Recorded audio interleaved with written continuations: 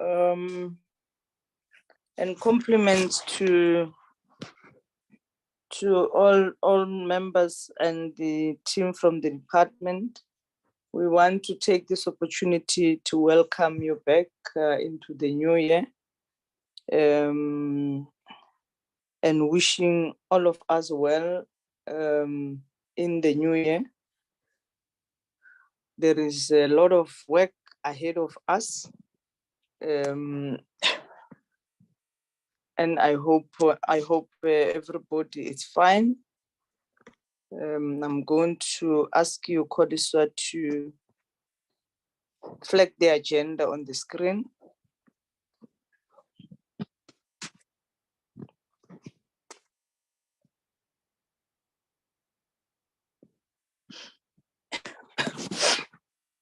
There is the agenda, honorable members.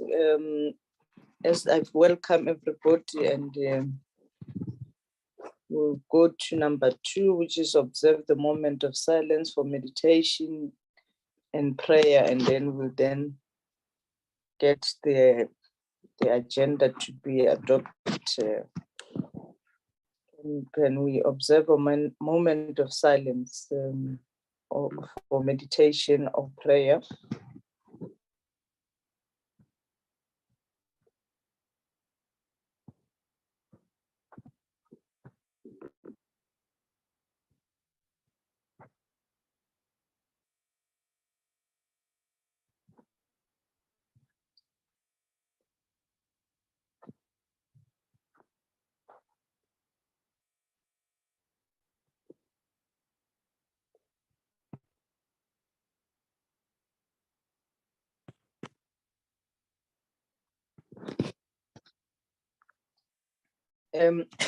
Thank you very much. As I've indicated, you are all welcome, and special welcome to DM and your team. Honorable members, can we note the apologies through you, Koliswa? Good morning, Chairperson. Good morning, members, and good morning to our guests. Chairperson, I didn't receive any apology for this meeting today. Thank you. The only apology that I received, it was from the Minister of Human Settlements, who will not be able to join us, Chairperson. Thank you. Okay, thank you very much. Have you communicated, Koliswa, to all members around the decision of the last week meeting through the email? No, Chairperson, it was only in the set of minutes. They didn't communicate to each and every member. Chair. I request that you do that with the email, that members, those that will not attend the meeting, to avoid putting them on as absent. They should actually send you the email day before the meeting. They must not do it during the meeting, because their apologies will not be, has to be presented in the meeting. So, so please do that, so that we move together today. Can I then request that we mute our mic? Let's check our mic and mute, please. So can I get the mover for the adoption of the agenda? There's a hand, Chairperson. Doctor? Good morning. Thank you, Chair. Compliments of the new season. Chair, unfortunately, unforeseen, I will have to exit the meeting at 10 a.m. It was definitely not something I knew earlier or early enough to have communicated to the committee. My apologies for that. Okay. Honorable Malimata? Chair, I don't know if you see my hand, Chair. No, I do. I do. Let me give Mr. Malemaza first. Thank you, Chair. I stand to move the adoption of the agenda. Okay, let's give Pam, Honorable Pam. Oh, good morning, Chair. Team.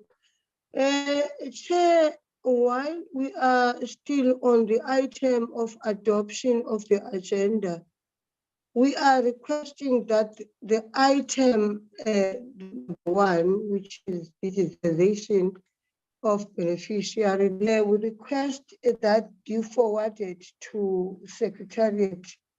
It was forwarded to Secretariat in writing, and the reason for the request is that the matter has discussed in the portfolio,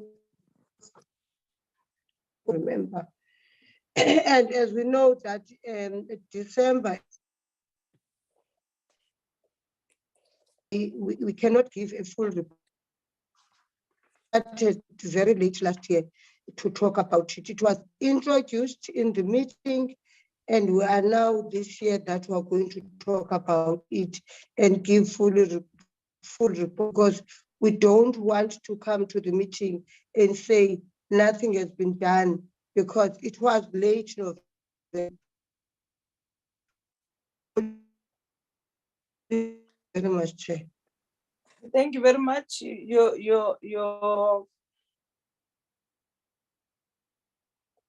network, it's you are not audible, Pam, but I pick up the issue.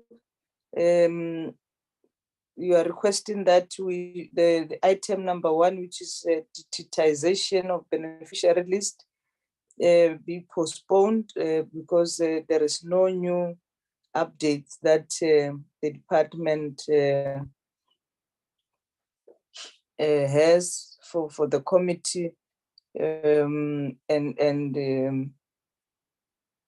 Honorable Chris has moved for the adoption of the agenda with that amendment as you proposed. Can I get any seconder from members?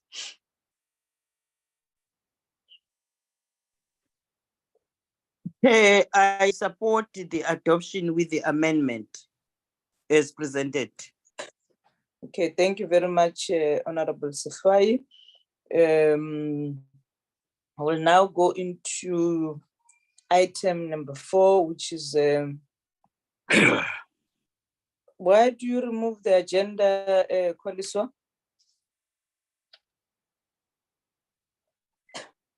Item number 4.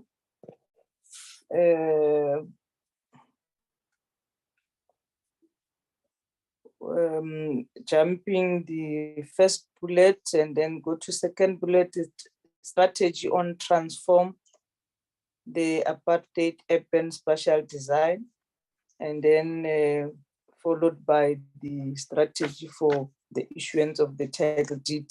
I'm going to invite the DM to lead us into the presentation. DM. And as you introduce, Chair, I have a serious.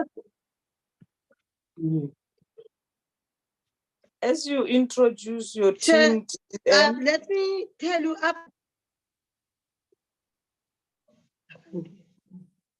Chair, I'm with this side. I'm down. But even in my office yesterday, I thought that maybe I want to warn you that if I get 2 problems, I will request the DG to come in. But thank you very much for giving me this opportunity, Chair. Greetings to all members of the Portfolio Committee.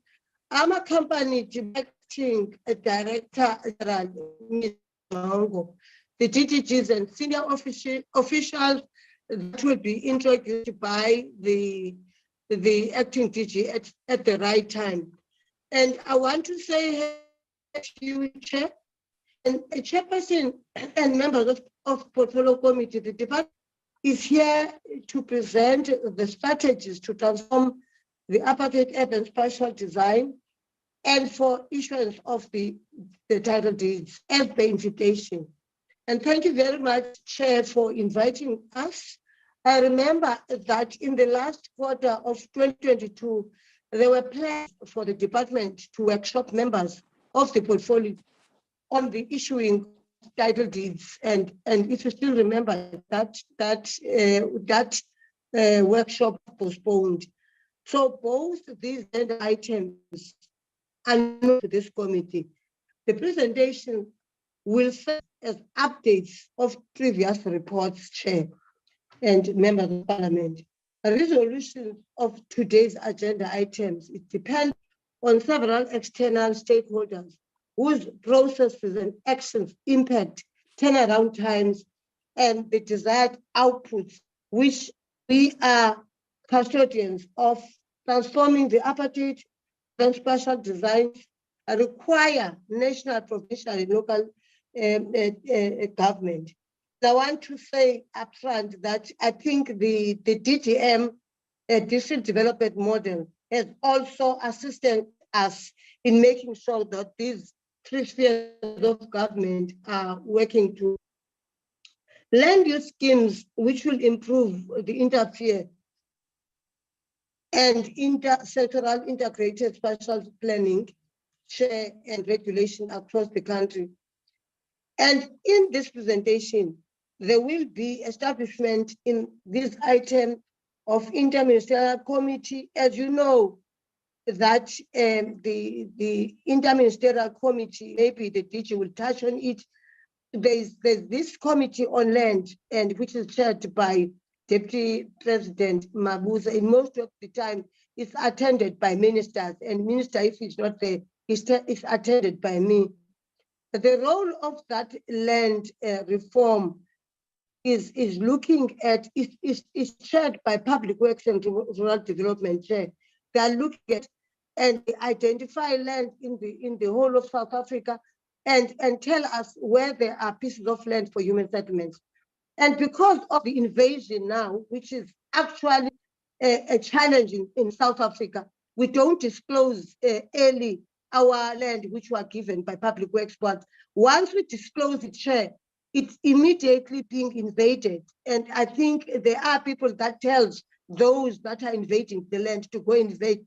And that delays the development of the department, Chair, in making sure that we build houses. Because you should deal with these people that invading the land before, and they will go to court. And that process, again, is actually delaying the delivery of the services of building houses, Chair. I'm just raising it, Chair, so that you understand some of the challenges that we are faced with. I also want to note that significant population growth in some of these priority development areas in recent years, which is a step in the right direction.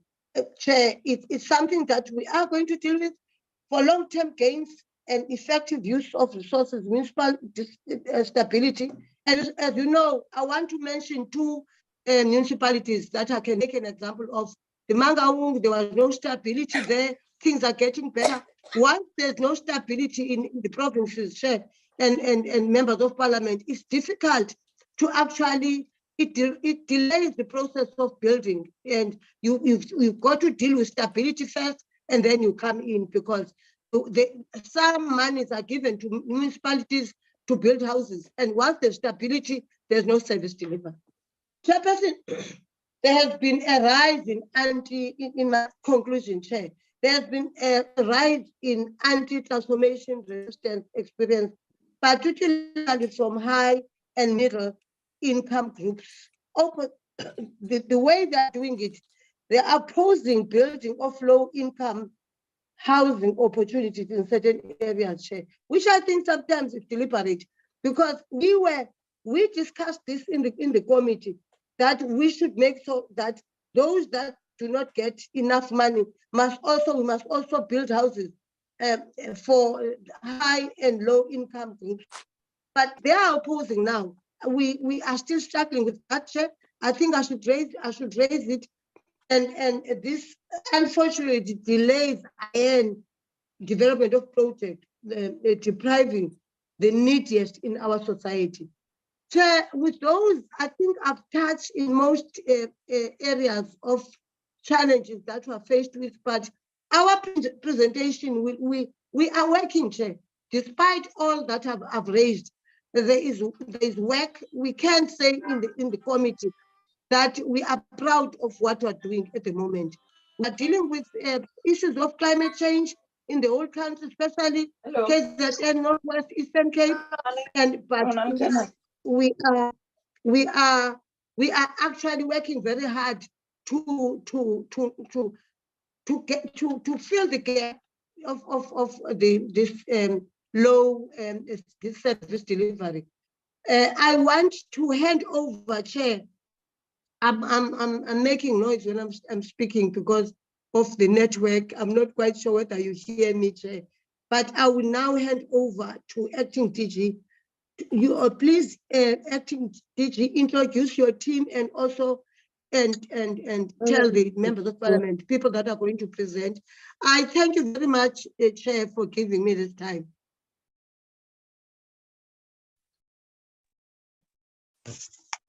Thank you, DM. Good morning, Honorable Chairperson, Honorable Members, Honorable DM, colleagues. My name is Sindisiwe Ngongo, Acting DG Human Settlements. I'm accompanied by Acting DDG Strategy Planning, Monitoring and Reporting, DDG Atkinson. Manager for our title deeds restoration program, Ms. Werner. Our PLO and Acting Head of Legal Services, Mr. Paul Masimula. DDG Corporate Services, DDG Litulonyane, Chief of Staff, Mr. Shabalala, and Acting CFO, Ms. Bele. There are presentations, and the first presentation will be done by DDG Atkinson, and I will do the second presentation on the title deeds. Thank you, Chairperson.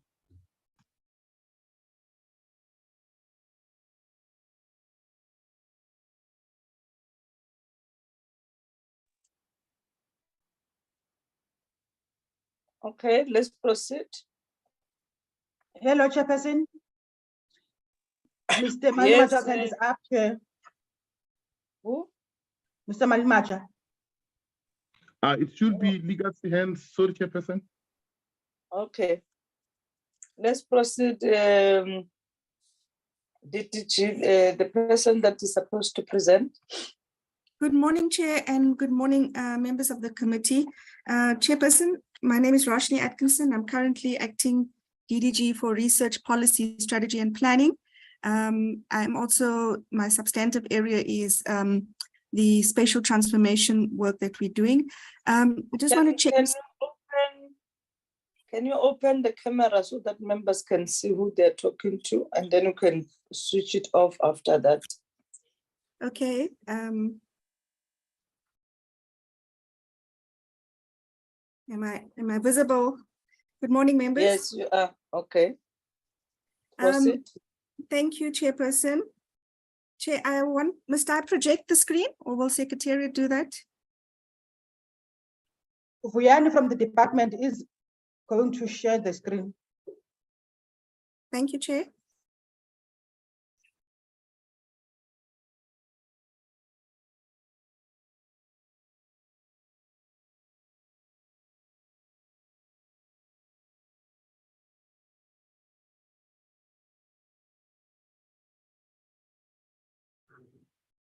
Is it visible? Is the presentation visible? Not yet, Vuyani. Sorry?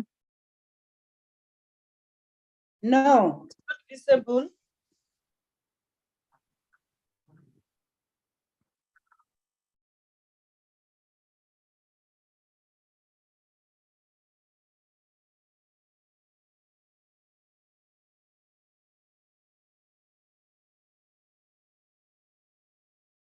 Rashni, you can also share, you have the right. Okay, thank you, Chair.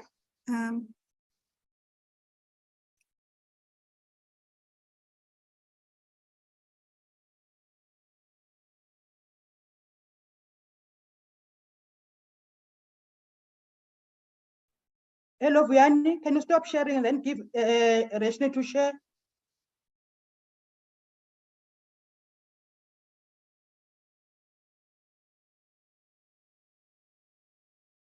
Okay, thanks, Briani. I'm going to try and project now.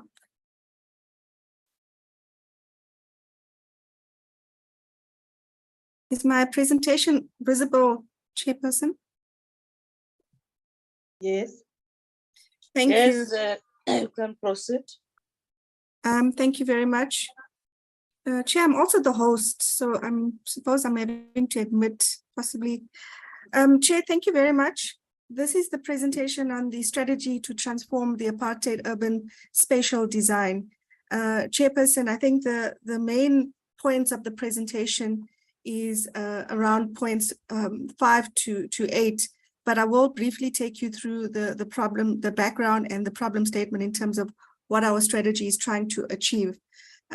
Chair, the purpose, as I indicated, is that we'd want to present today the strategy for transforming the apartheid urban spatial design, which primarily in terms of the NDP is to ensure spatial transformation and consolidation.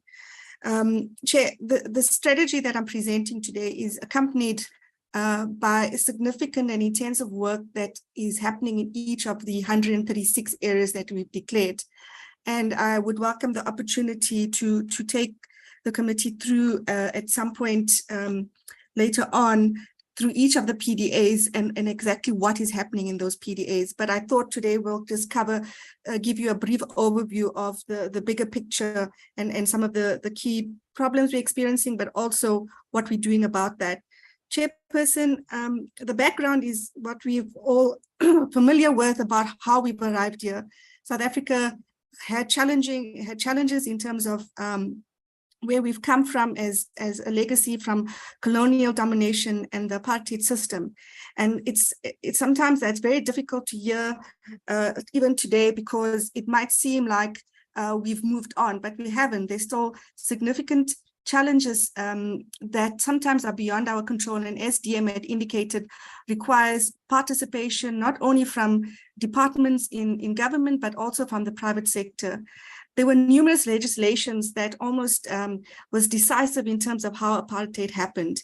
And today what we are doing, and as a result, that resulted in a number of forced removals and land dispossession, which led to unequal distribution of wealth, inequalities in spatial patterns, poor planning, slow provision of infrastructure, poor land information systems, slow and cumbersome land transaction procedures, insecurity of tenure, under-regulation of private land development, and difficulties in availability of well-located land. Chair, these are things that we've now been able to tackle, and we are tackling within the PDAs. The opportunity of declaring these PDAs is that we now have a focused and we have a lens in terms of how we're looking at these problems and who we need to make sure that these are being resolved. And hence we've set up various intergovernmental forums with the provinces, with the municipalities, and also other role players that we are pulling in to deal specifically with some of these problems that we on our own won't be able to address. But I'm happy to say that those engagements are underway, and possibly when we do have an opportunity to present each of the PDAs, we will be able to indicate what are those relationships and those partnerships that we're starting to develop. Yes, we were faced with significant urban sprawl, and because in the past it was so difficult to internalize the costs in terms of infrastructure, specifically bulk infrastructure, there was a lot of unintentional impacts. There's also intentional impacts. But because we've been able to declare these areas, what we're finding is that we have a more focused view of where actually these costs are lying and what is the problem. So we're starting to mitigate the risks of urban sprawl in terms of how we're investing in these PDAs. Yeah, there's been a significant increase in terms of housing delivery, specifically in these areas over a number of years. The areas that we've declared is our strategy to deal with spatial transformation as a country, and it's our contribution as human settlements to say, how do we take forward the massive housing delivery that we've achieved in these areas, but now we're consolidating it with other investments in government. So we're recognizing that, yes, we've delivered housing, but now how do we bring in other partners and making sure the other investments that are going to be allocated to the areas are working for the intended purposes of housing, of internal services, and so forth. Chair, so the problem statement, I think I've outlined, and the strategic intent, we are very clear. The NDP set a very clear vision, and we are taking that vision forward, and hence we've declared these areas. Through these areas, we are saying we are accelerating the provision of well-located housing and land, and we've put together a land assembly pipeline, but more specifically within these priority areas, we've been working very closely with DPWI and some of the other state-owned entities to make sure that we are able to utilize land that is available for human settlements, that will deal with informal settlements upgrading, that will avail opportunities for social housing. We also want to ensure that through housing, because housing has a significant contribution to the economy, that we are addressing poverty and that we're creating jobs along the value chain. So we're very strategic in terms of how housing is being delivered in these PDAs. And hence we work very closely with the provinces and the municipalities in terms of what projects are being funded, because these projects must yield not only housing, but also employment opportunities.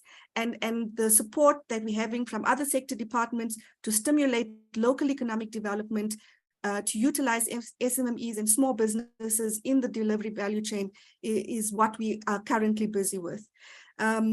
Our MTSF targets, I think members are very familiar with these, but essentially we've been tasked as a department, and we've moved ahead with this in ensuring that we're improving integrated settlement development, and we're doing this in the PDAs, and that we're linking whatever we're doing to job opportunities and housing opportunities.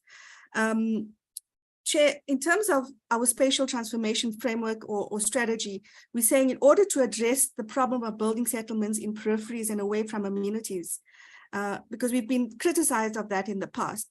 In order to address that, the department then has collaborated with the various municipalities and provinces and has aligned to the IDPs and SDFs that have been approved to ensure that we have declared these priority areas, which essentially is a proposal and the strategy to take forward the National Development Plan. So the strategy aims to create opportunities for livable, inclusive, and resilient towns and cities. That's very important, Chairperson, that we reverse the unjust and dysfunctional spatial legacy of apartheid. The 136 areas is what we are saying will get us to the place that we're going to achieve the integrated settlement development we want to see. Whatever happens in a PDA will also influence everything that happens outside of a PDA. So therefore, our focused efforts in these PDAs is going to ensure that we are addressing this dysfunctionality that we've all often experienced and continue to affect our work in many ways. But we're resilient, and we're making sure that we've identified the fast-tracking measures. We work with the municipalities. The bylaws of municipalities have become one of the main things that we've encouraged municipalities to improve on. So these are some of the things that I'm just highlighting. We found ways of addressing where we're finding inefficiencies. We want to ensure that we're improving participation of the disadvantaged in the residential property market, and the access to affordable housing finance is a vital intervention that we are taking to work with the banks, especially around these PDAs. And this will help us lead to more asset creation or wealth creation through the PDAs. So we're saying that we're aligning to the NDP, the NSDF, the IUDF, and the SPLUMA in the sense that through these PDAs, we are dealing with spatial justice. So we are definitely, by our increased efforts and plans and funding, you'll start seeing that we're starting to deal and reversing the segregated development that we've had to deal with, the creation of poverty pockets, particularly in the peripheral areas. And some of these peripheral areas are starting to boom as key rural nodes, as urban nodes. And so we're also getting more attention, not just in terms of our urban management approach in terms of the PDAs, but we're also looking at how do we align to the rural development strategies and the rural development plans that sits with Department of Rural Development through the NSDF. The spatial inefficiency is also what we are convinced we are currently doing, and hence the projects that we approve in the PDAs through the housing grant must convince us that we are densifying, and it's connected and supported by efficient transport infrastructure. We have access to economic and social infrastructure, and we've set up an intergovernmental platform with all of the sector departments that are responsible for contributing to human settlements. And on a quarterly basis, we engage with these departments to tell us what their plans are and how have they realigned their funding to the PDA. So that happens on a quarterly basis.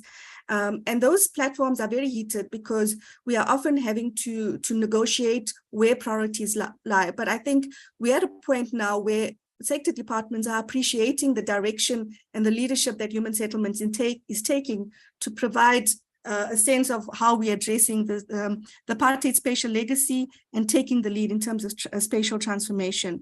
We want to ensure access to adequate accommodation and the provision of housing options within these areas. So the PDAs that we've declared are intended to realize the opportunities specifically for mixed use, high density, multiple housing typologies. And I think this sounds very big and broad, but I think when we present the list of projects to members of the committee, you'll find that a lot of the projects that we are approving must be aligned to what we're saying is going to contribute to mixed use development. So it's not just housing, but there's also accompanying services and facilities.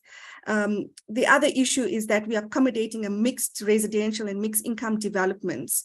And as DM had indicated earlier on, we're finding there's a lot of resistance. I think it's no, not in my backyard mindset, where we want to promote integrated settlement development, but you find a lot of resistance specifically from higher income households for low income housing to happen. And that requires stakeholder engagement, not just within public sector, but also with the communities. Former white areas in city centers, we're saying we're dealing with within the PDAs to ensure that it becomes more mixed in terms of function and in terms of income and in terms of race. The approach is by declaring these priority areas. We've taken all of our housing programs in the housing code, and we are approving business plans on the basis of what is going into these PDAs in terms of grants and what the potential is to leverage other sector grants and also private sector funding. So we are using the program around land assembly, upgrading of informal settlements. The social housing restructuring loans that have already been declared are very much aligned to the PDAs.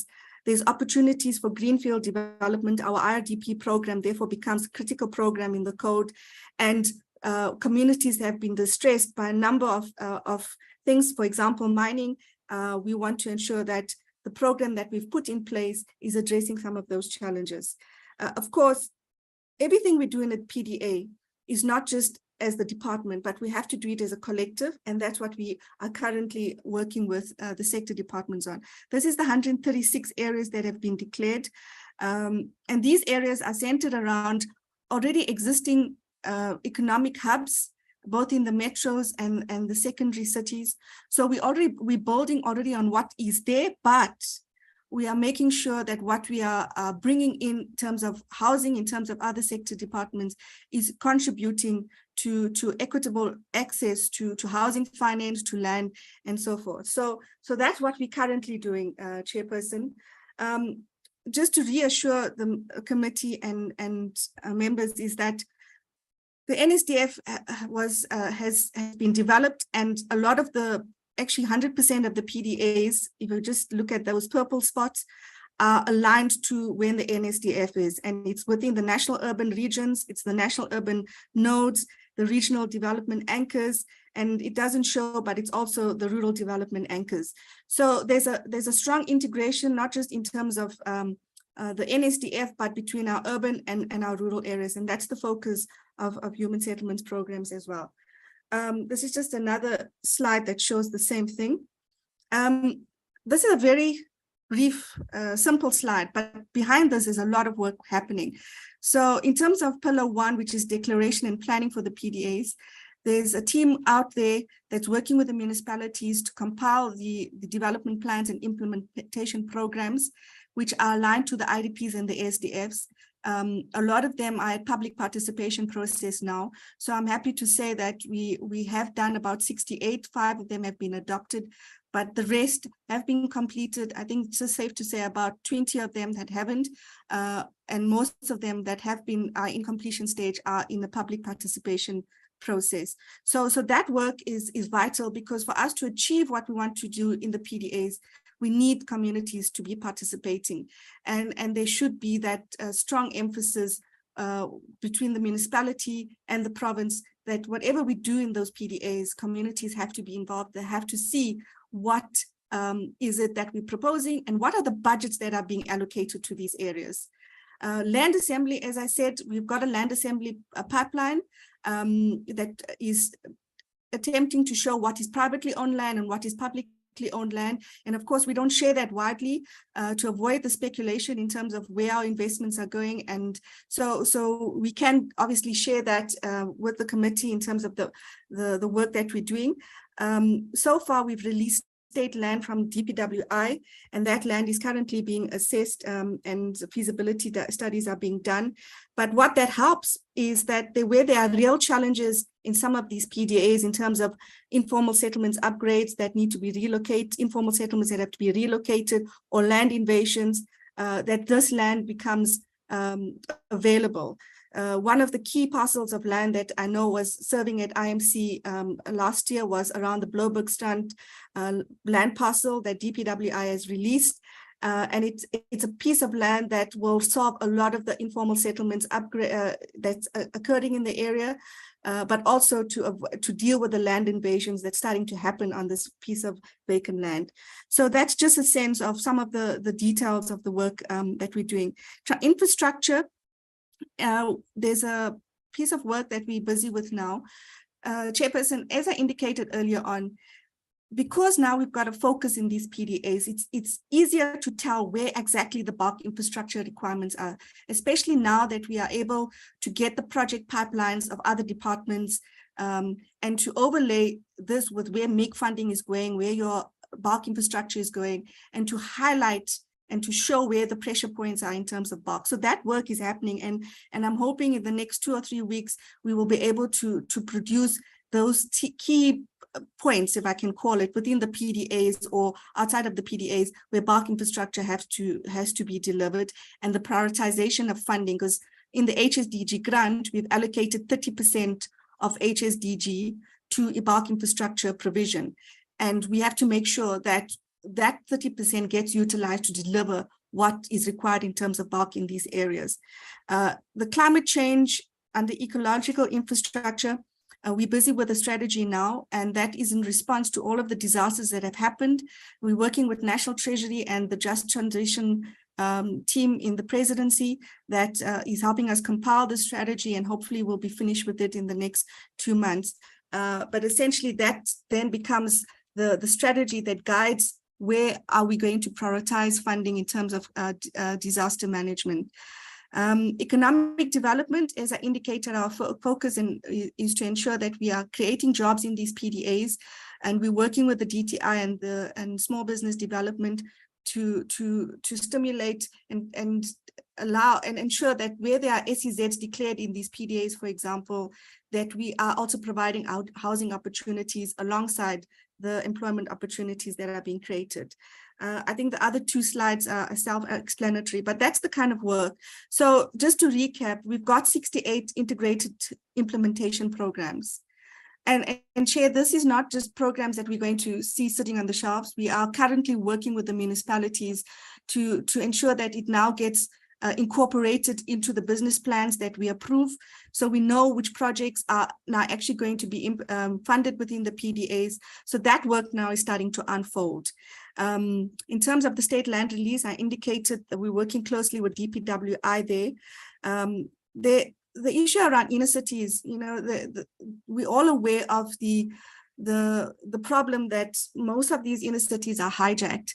And how do we deal with that? And one of the interventions that we've taken is to acquire some of these inner city buildings.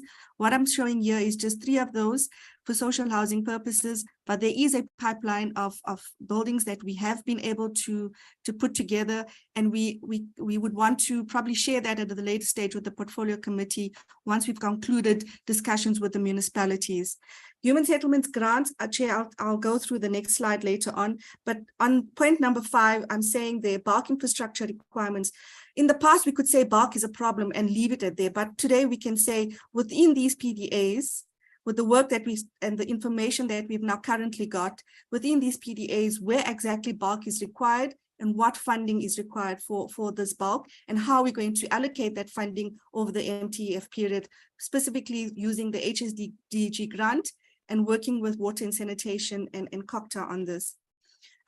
This is just a summary slide, but the projects and the PDAs that go, for example, that are funded through the HSDG, that are funding PDAs in the HSDG, that project list is available. But this is a summary to show that this is the amount of money that is going into the PDAs. This is just HSDG. We're not taking into account ISUPG, which is the next slide, the USDG, and other inputs that are being made from various sector departments. So I'm just reflecting what we have as the department. But overall, this is indicating that for the last 2 financial years, just within the PDAs, there's about 17,000 service sites that have been delivered, and about just over 11,000 housing units. Now, this is just the PDAs. I'm not talking the whole country. So I don't want to cause a confusion that this is what we've delivered in totality. It's just the PDAs. And this is the way we're monitoring it to ensure that the grant is going to significantly increase in these areas. The same for ISUPG.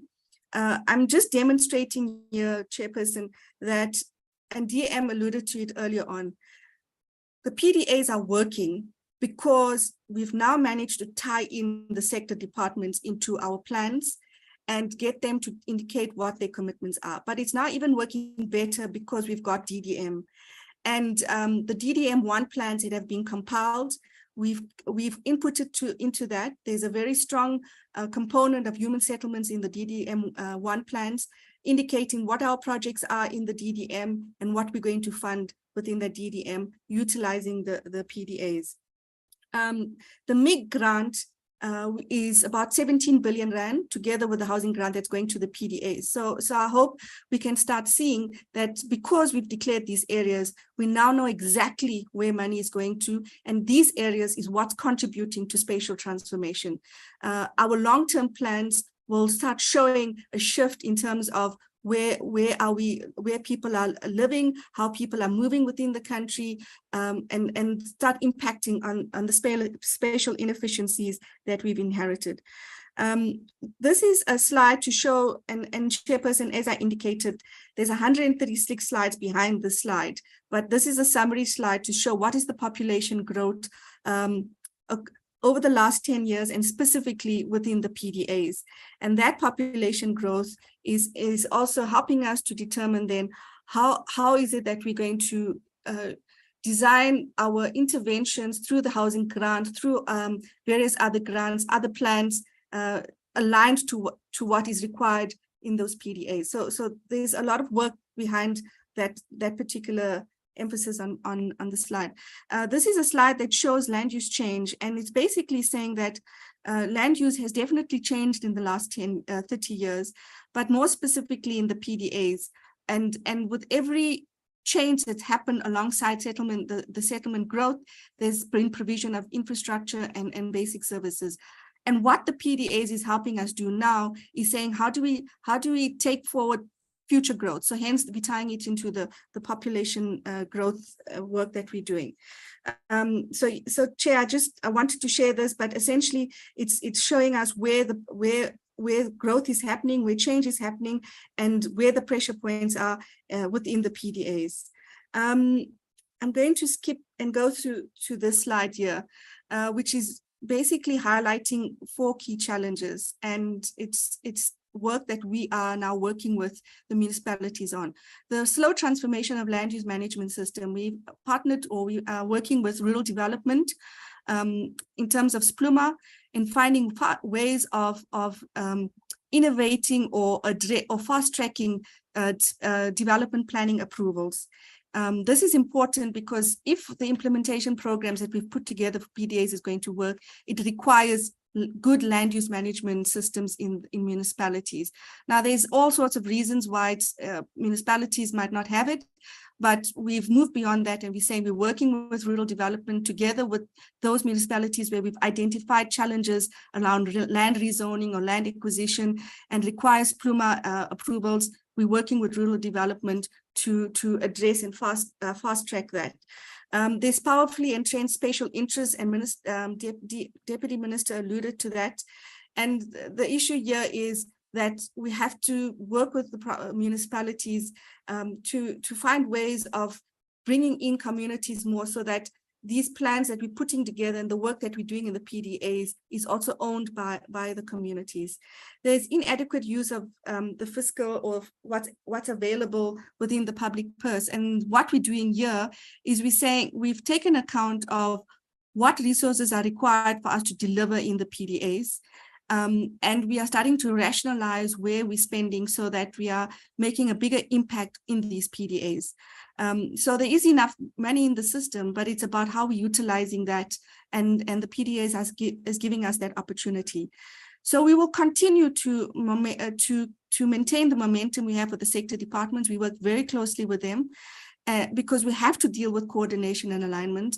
I think we've often lamented about how that has been a challenge, but I believe as human settlements, we finally got a grip on it. We're working with the various sector departments, and we are ensuring that not just in the short term, but in the long term, this relationship and synchronization of our plans is going to take us forward. And the DDM is definitely something that has strengthened that. Coordinated development of infrastructure. In Lufereng is one of the PDAs that was declared, and the infrastructure fund through the BFI National Treasury has approved 2 billion rand for bulk infrastructure for Lufereng.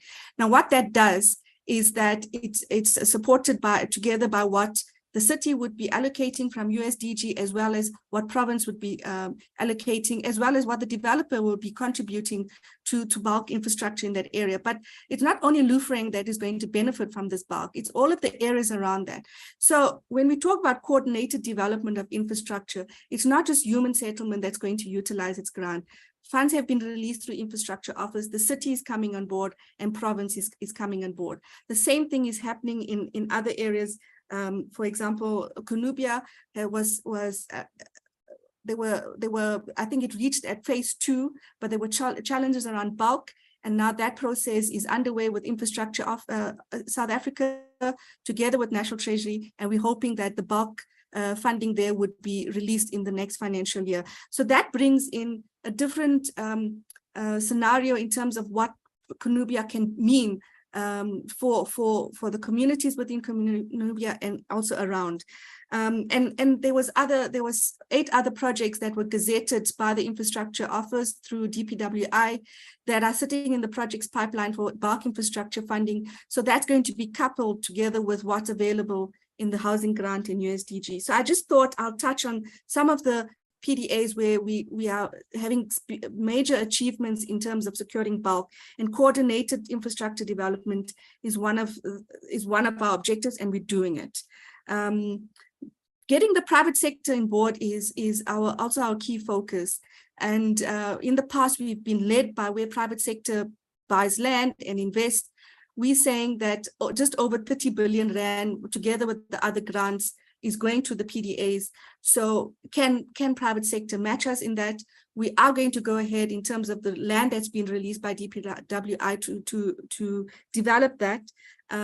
So there's a lot of work that we are doing that is going to give us the leverage to partner with the private sector.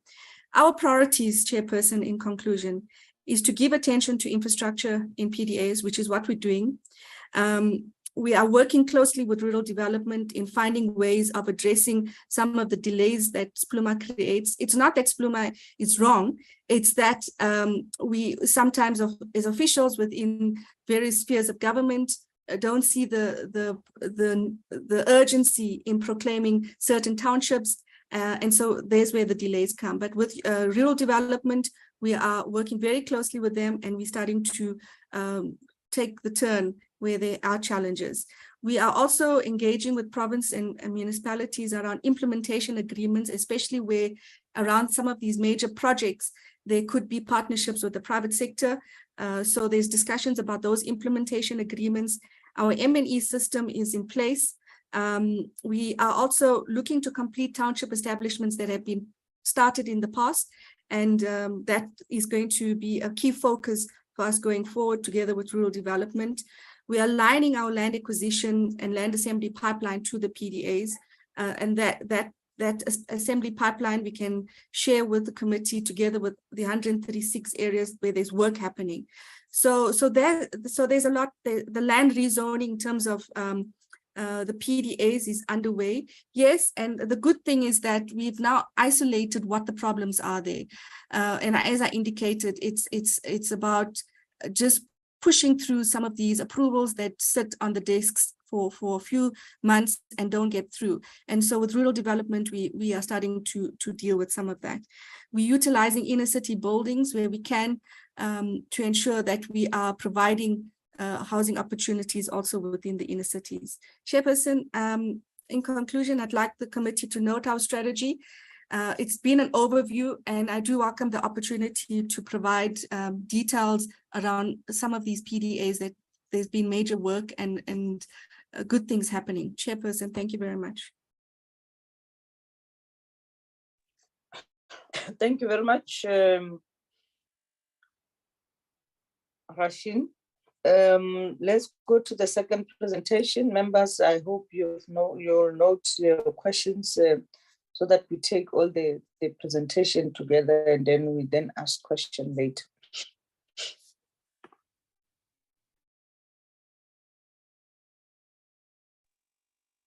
Thank you, Chairperson. May I ask somebody to project the presentation for me?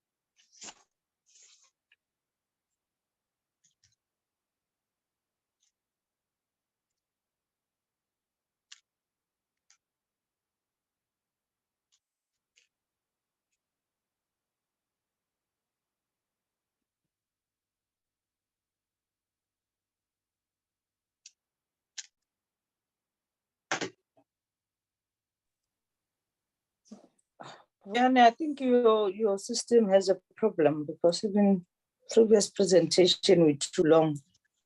Can we get somebody to help you? Ryan.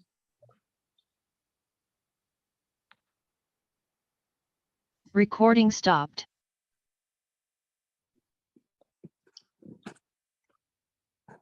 Please, why can we get somebody to help Ryan? Okay, Chair. Rashni, can you assist, please?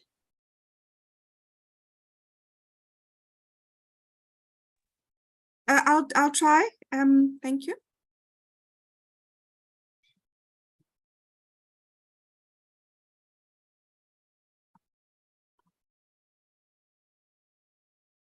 Sorry, can somebody forward me? I think I have it. Colisa, please give me rights to share, please.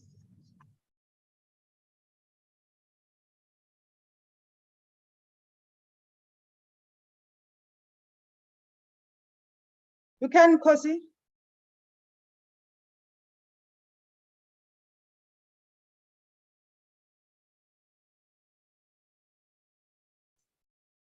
I'm still disabled, my call. Please try again.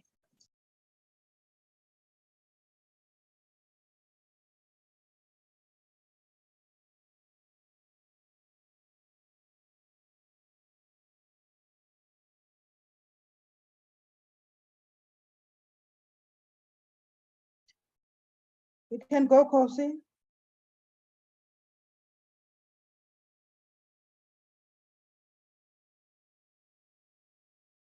Thank you. Thank you, Chairperson. This is our presentation on the strategy in the issuance of title deeds. Let's go to the next slide. The next slide is only just covering the presentation outline. Next slide. The purpose of our presentation is to appraise the portfolio committee on the strategy for the issuance of the title deeds. The next slide.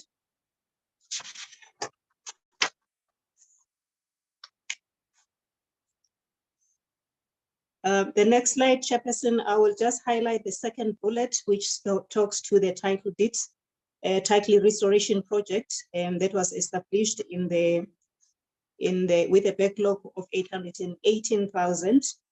And we had the pre-94 and post-94 title deeds. Let me also indicate, Chairperson, that this backlog has since increased to 1.2 in the next current MTSF. That is the last bullet that we have that indicates now our current bullet. The next slide.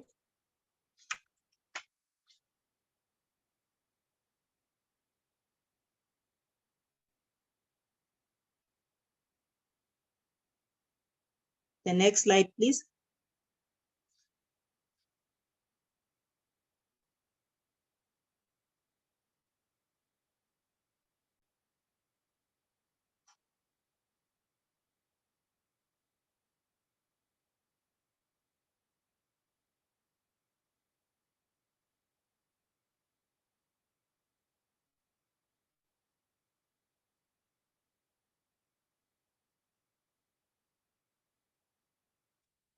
These are the interventions and policy interventions, Chairperson, that I will not go through them.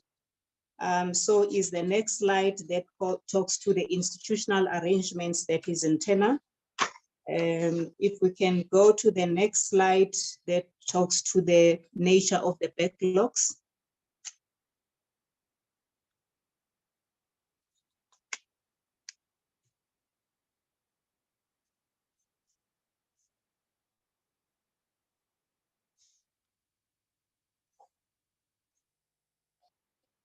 Move to the next slide.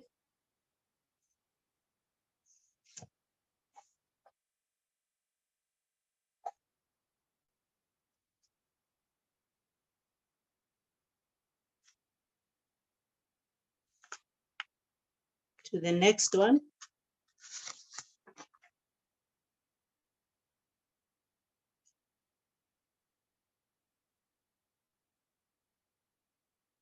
The next slide. Thank you. Chairperson, what we are highlighting here is the status on our backlog, pre-94, post-94, and the current one. And we are also highlighting those title deeds that are subject to township establishment per province. That's a main message that I want to elevate, Chairperson, on this slide.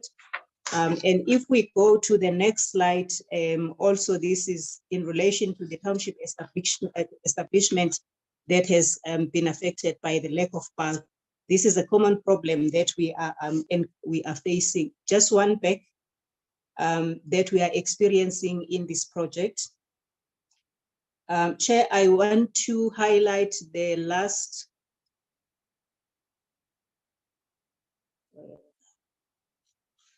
Go to the slide that says township establishment.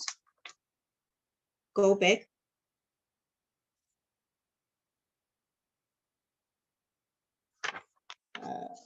Yes, this slide.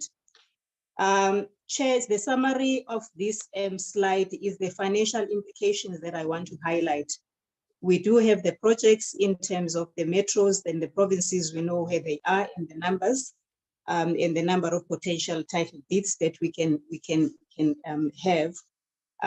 But of the most importance that I want to highlight is the financial implications that if we were to address all these backlogs, we will be requiring 1.1 billion in order to address all these backlogs. And there is a consultation process that is currently taking place with the Minister of Finance. The next slide.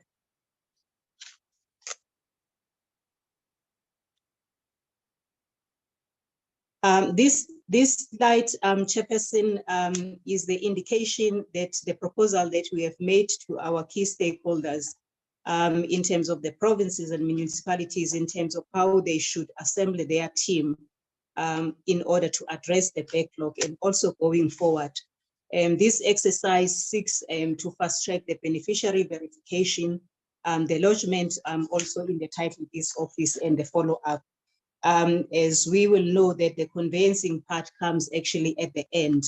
While this work that also provinces and municipalities, they can also outsource, but it is our proposal that we should have the in-house capacity because also the service providers, they are not there 24/7, but also when we've got the capacity internally, that is what should be able to assist us to fast track the addressing of the backlog and also even the processing of the new title deeds.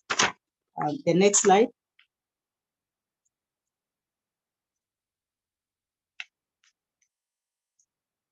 The next slide, Chairperson, is just also an indication in terms of the current financial year and all the other years in terms of, this is just the figure that is supporting that we are not doing very well in the outputs. As you can see the numbers, even in the 19, 20, 21, 22, only 78,000, and quarter 1, quarter 2 of the current financial year, only 15,000 that has been achieved. And this is just a drop in the ocean. The next slide.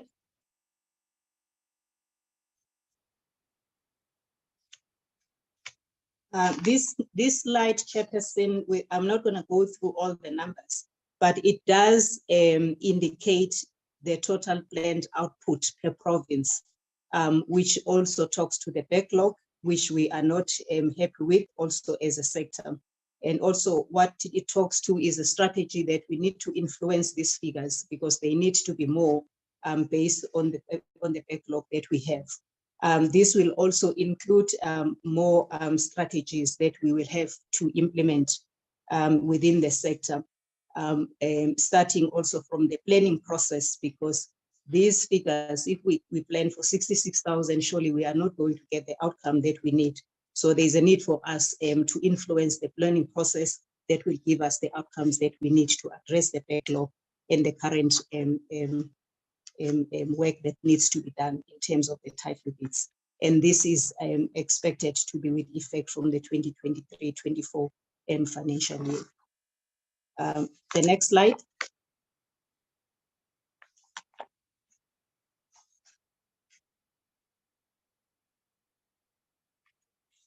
Chairperson, this is a very important slide as it talks to the sector-wide risks that we have and how we propose to mitigate them so that they give us the solutions that we need.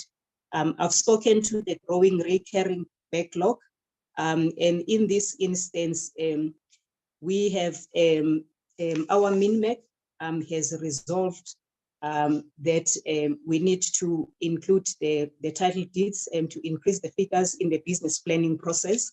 This also refers to the earlier slide, Chairperson, that I was talking about when we saw that only the minimal numbers are being planned for. So as part of the solution going forward, we need to have the right numbers in our planning process, because if you don't plan for it, then you're not going to achieve it. And the second part also, Chairperson, that I want to include in terms of the MINMEC resolution is the linking of the title deed to the service site.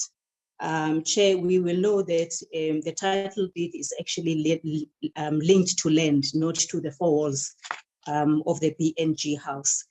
So MINMEC also has resolved that the title deeds should start being processed as we are issuing the service site. We link the service site to the beneficiary, so there is no confusion whose house that is right from the beginning. And the process of a title deed starts from there. So that by the time you finish the house, you've got the title deeds, you've got the key. So you've got total ownership, which is the economic transformation that we seek to achieve. So that resolution has already been taken by MINMEC. So we just need to enforce the implementation thereof as a sector as we address the problem that we have. And that will also then assist us, the sector, that we should not be creating any new backlogs going forward. The next bullet that talks to the refinancing of the old projects. Chairperson, the backlog that we have pre-94, post-94, and so on, it is the refinancing of the old projects because the funding that we did not use at the time, now we need to conclude the process. This slide and this risk also talks to the 1.1 billion that we are in consultation with the National Treasury in terms of how we can fast track that and just close that process properly. And also what implicates that is that then going forward, we should not be creating new backlogs. When we finance the projects, when we say the projects are completed, they should be completed also, and the issuing of the title deed should be part of that. Declining priorities, and this talks to our planning processes. Chairperson, I won't repeat that. The institutional capabilities, I've spoken to it in terms of our proposal in terms of how provinces should align their resources internally, and also the fiscal constraints. This is an ongoing discussion that we are having National Treasury. I know that there was also another consultation that took place last week, because also we have to see how best we can position our existing grants in order to assist us to eliminate this backlog that we have. The next slide.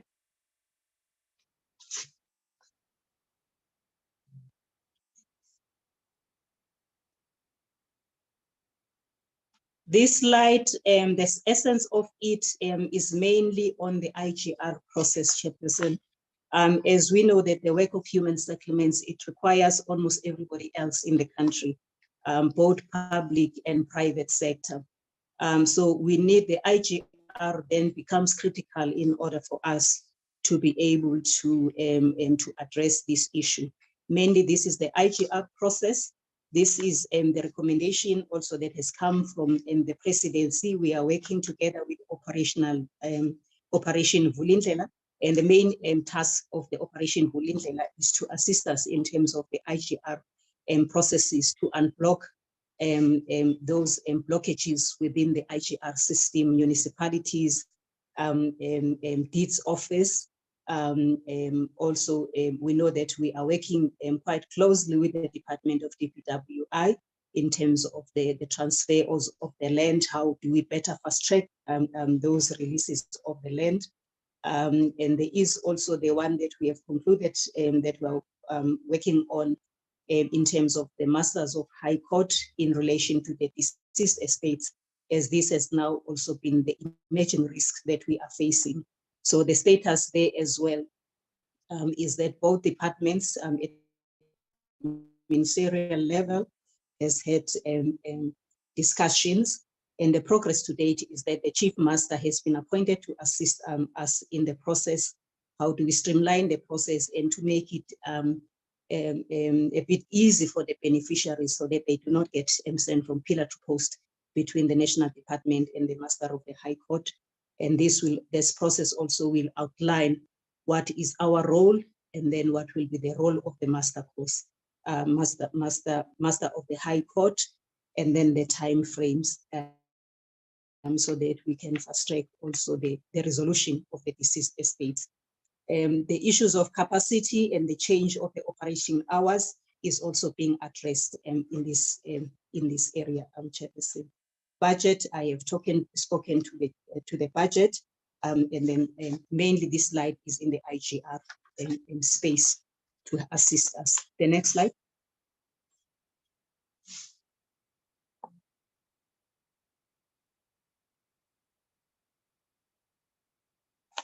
This slide, Chairperson, is a new project that has come to our space that has emerged with effect from January 2022, which involves the Mawika, what we term the Mawika. The Mawika, these are the people that are coming from Mabopane, Venterveld, and Harangua. They had their properties in the former Bokutatswana. So then when the borders changed, then they were not able to access their title deeds. So they approached the department in January 2022, and this has now become a ministerial project. It is new in our space, and what we can report here is that if you look at the first bullet, and that it comprises of outstanding title deeds of 4,880. In addition to that, 3,048 title deeds in Harangua, also with those in Mabopane and those sections that are indicated there. So collectively here, we have to address the total title deeds in this special projects of 7,934. So what has been done, Chairperson, currently is that the department has appointed the conveyancers in order to assist with the beneficiary verification, which is currently underway. And we are expecting a first batch of the release of the title deeds in April 2023. Then this is a special project, then we need to fast track it, Chairperson. I must also indicate, Chairperson, that this exercise, when these communities approach the minister, both the minister and the community and the beneficiaries, there was an agreement that the national department now is a last stop for them to get assistance, and we are attending to that. The next slide.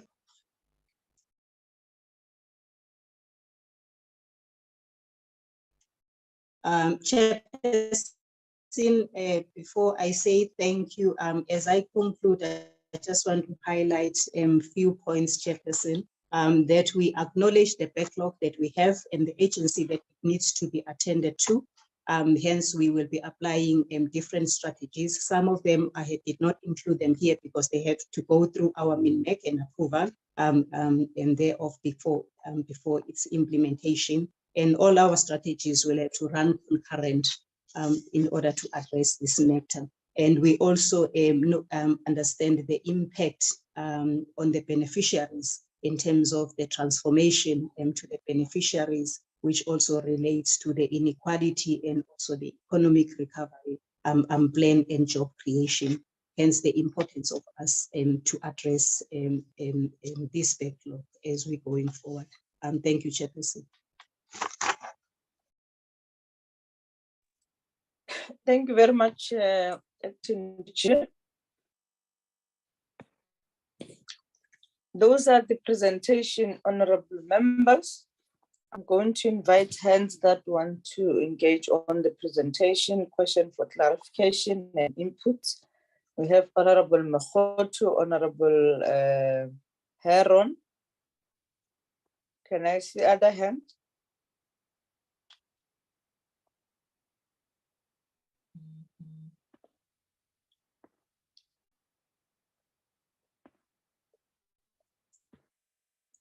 Honorable Malemaza and Honorable Sefai.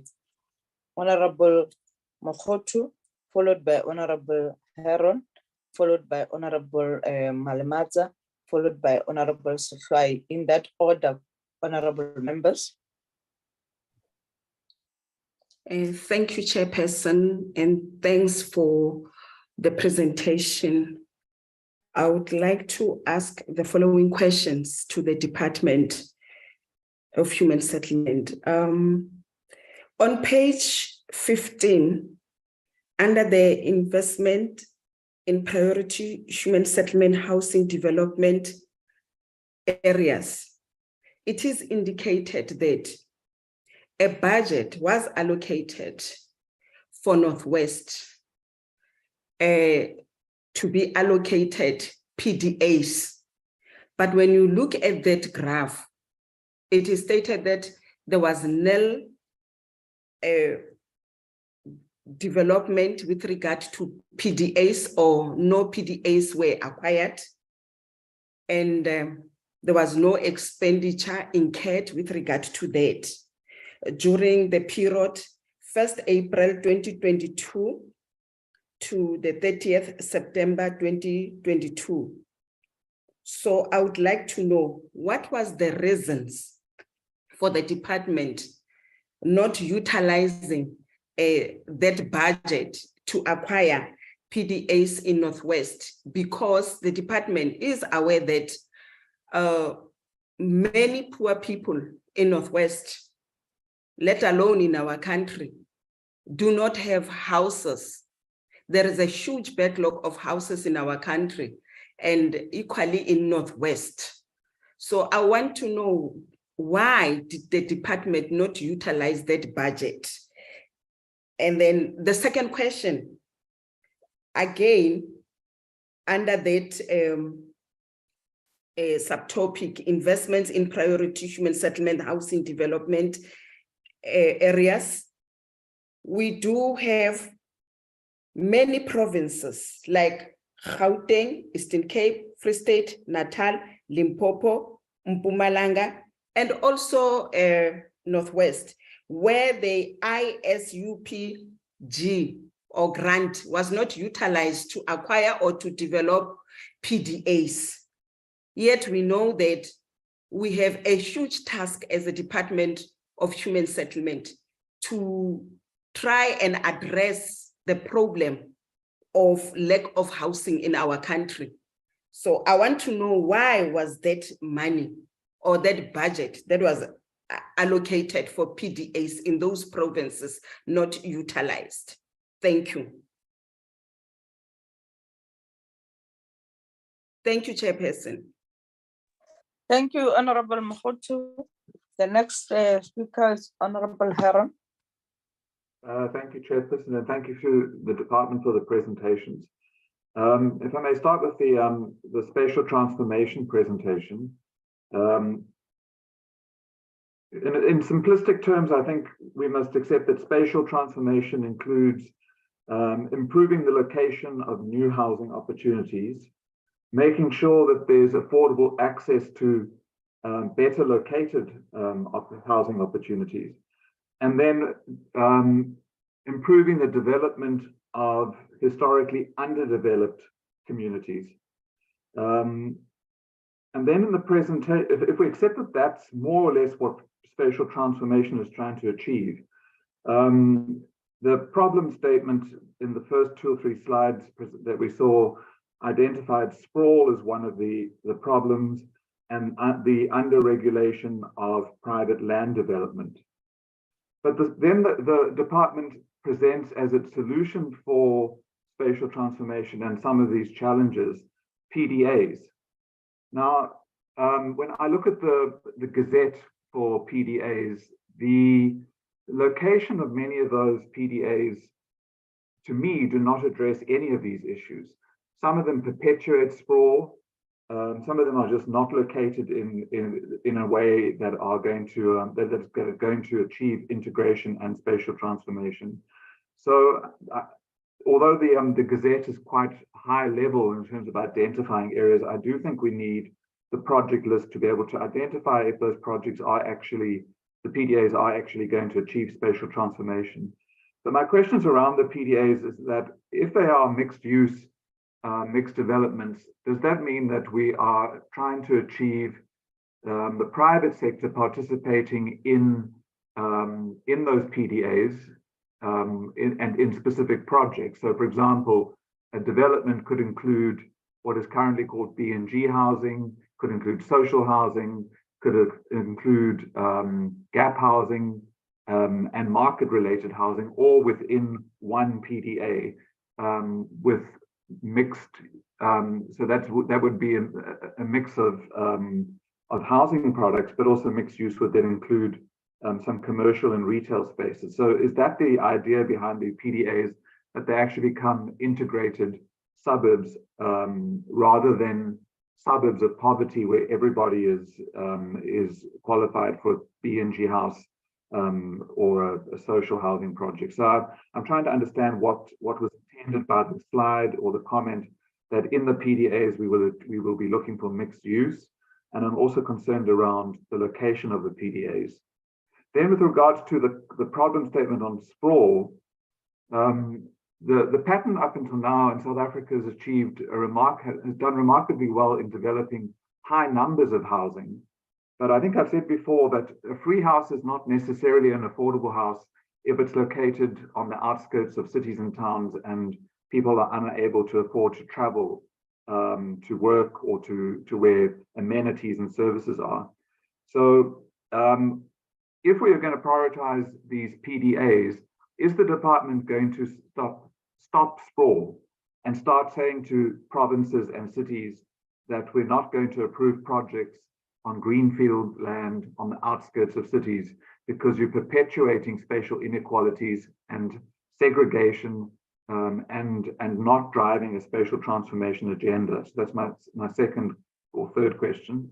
And then just with regards to the underregulation of private land development.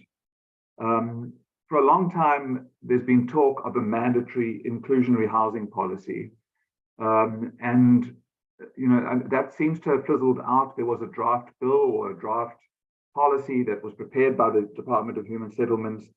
But however minuscule the private sector's contribution to the housing challenge would be through mandatory inclusionary housing, it is a tool to address integration, and it does say to landowners that the rights that you do not have to develop belong to the public, and therefore the public should benefit in any additional right that you get to increase the bulk on your site. And if you're going to apply to increase the bulk on your site, then you need to contribute to our housing crisis by making sure that there are affordable or social housing units within your development. So is the department working on an inclusionary housing policy, and could this be standalone legislation or an amendment of SPLUMA? And then if I may quickly just ask a question in response to the title deeds presentation. The presentation flashed quite quickly, but I think I saw 216 million rand being allocated or budgeted for the title deeds project. And I'm wanting to know if these are largely conveyancing costs, and if the department has considered including in the appointment of developers of new housing projects the obligation to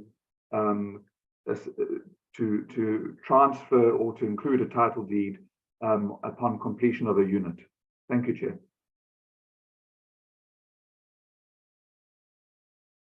Honorable Malamata. Thank you, Chair.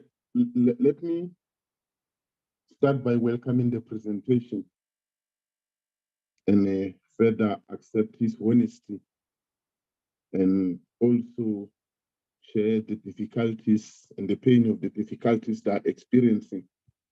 From the Chair, you'll understand that when you deal with the legacy, such as the legacy of apartheid, it's not going to be an easy road to walk or travel to.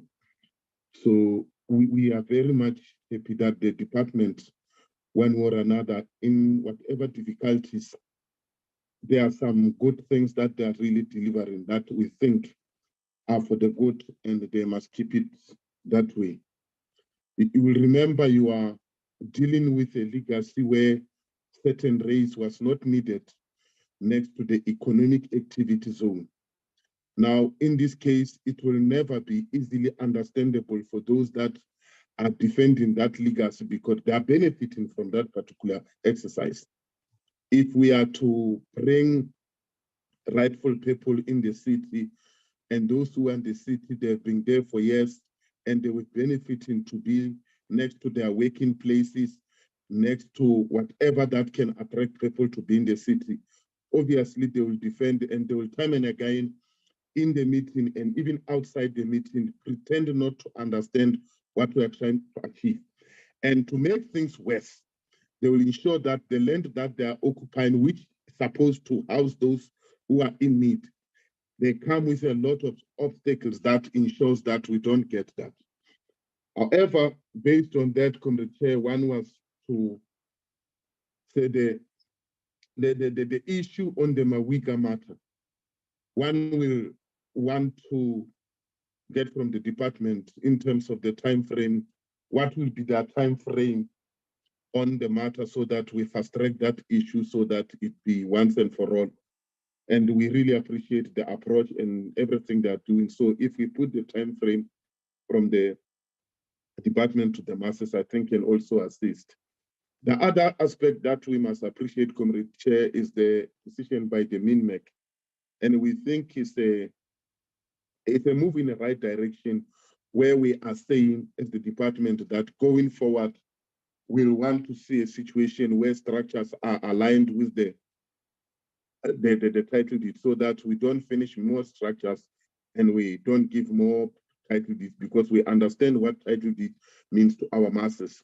I therefore want to pause with those and say other things, comrade, it's progress. It is just a matter of time if the department can fast track and put time so that we really make our people it easy and this thing is about them, not for us. Thank you. Honorable Sikhoy.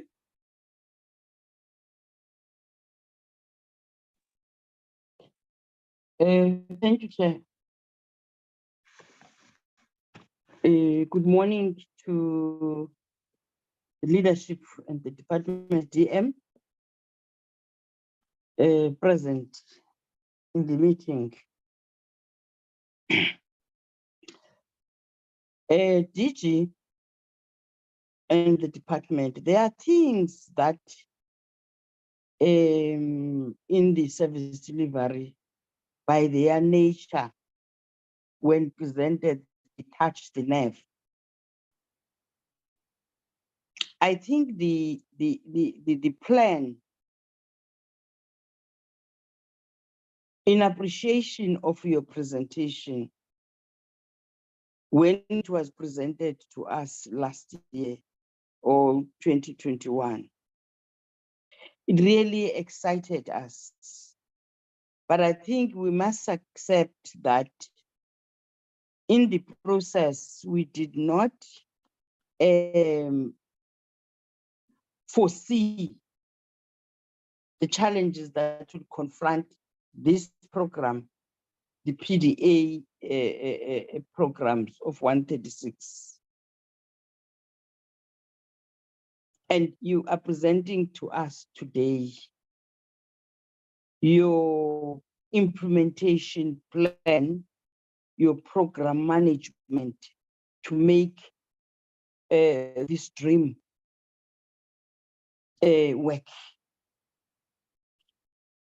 Just to say to the department and the ministers that by virtue of you trying to change the legacy of apartheid and colonialization, which was a process to exclude the majority of our people, that they must stay away from where there are economic resources. Because you will be confronted with challenges of this nature. And I think we today you have opened our eyes on the complication, because one of the issues we want to have a program that is sustainable. But I like the idea which the DG is presenting, that our effort and our hope is on how all of us we implement this diploma. I think that is a catalyst that will really give a sustainable, democratized program for our people and dignify them, which needs all of us. The DDM, the district development model, I heard the DM to say it has come to the rescue, to our rescue. But also remember, it's a policy that is just been introduced by the president. It will have its own hiccups when working with other sectors, public and private. So ours, we should make it work, because I think it was a policy that took over from the intergovernmental relations and how best can work together. So I think we must make it work for us. I'm happy, DG, on your presentation on the how you are including the participation of communities, because this program is not for us. It's for those communities that understood what it means to achieve majority government and democracy. They still want to know, what does this mean? Can we interpret this? And then in the involvement, you are empowering them on the challenges that you are confronted with, for them to be able to assist you in resolving some. They do have knowledge to resolve some. I'm happy with that presentation because it's going to help us. Also, the presentation that we have made on the ministerial task team, I'm happy that the process has been escalated to that level. I do want to perhaps propose that how we wish that we can get the recommendations of the ministerial task team. I'm not sure the ones that we have here, if they are from the ministerial task team, just for us to have a feel.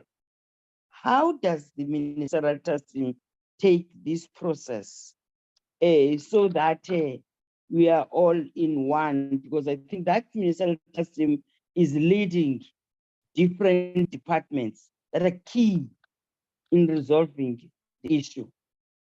I wish we can get that, Chair. I like your conclusions, DG, giving hope to us as the committee, parliament, and the communities. I like your principles in your conclusion. But I so wish that let's monitor well the infrastructure grant for PDAs. You see, there are huge challenges for even this infrastructure grant. Let's make sure what has been planned for these PDAs, was this PDA is a catalyst of many problems, many challenges of the country. That this infrastructure grant should really go to where it's supposed to be.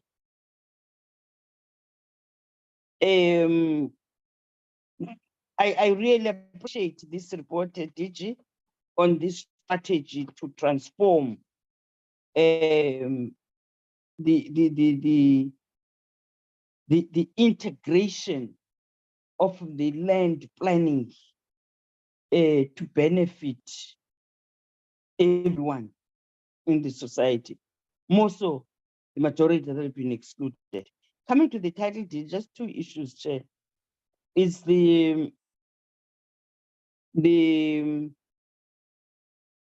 I like the idea, this interpretation that says initially why we had such a backlog of 818,371 is because we were attaching a title deed to 4 walls.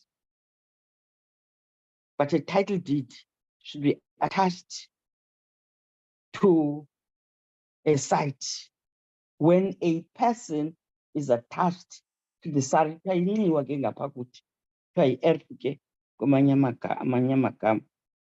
once ufumana inxiwa noba ukalakhi igama lakho must be attached. I like that idea because inxiwa means even if government is unable to build a house for me,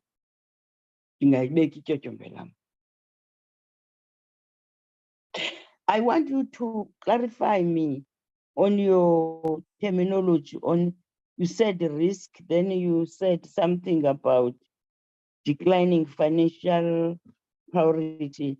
I don't understand that. Even in that link, a title deed to land site, you have got issues of allocation. If you can clarify just one, you don't clarify Eastern Cape. I don't want to think that I am here for Eastern Cape alone. You can clarify even Free State. What do you mean in those columns? Allocation and dun, so that I understand all that presentation. And the issue of the risk. You said declining financial priority. What does that mean? I didn't get that well. My last one, Chair, is that the operation Vulindlela, which is the recommendation, must continue and very fast. And you must appreciate each other.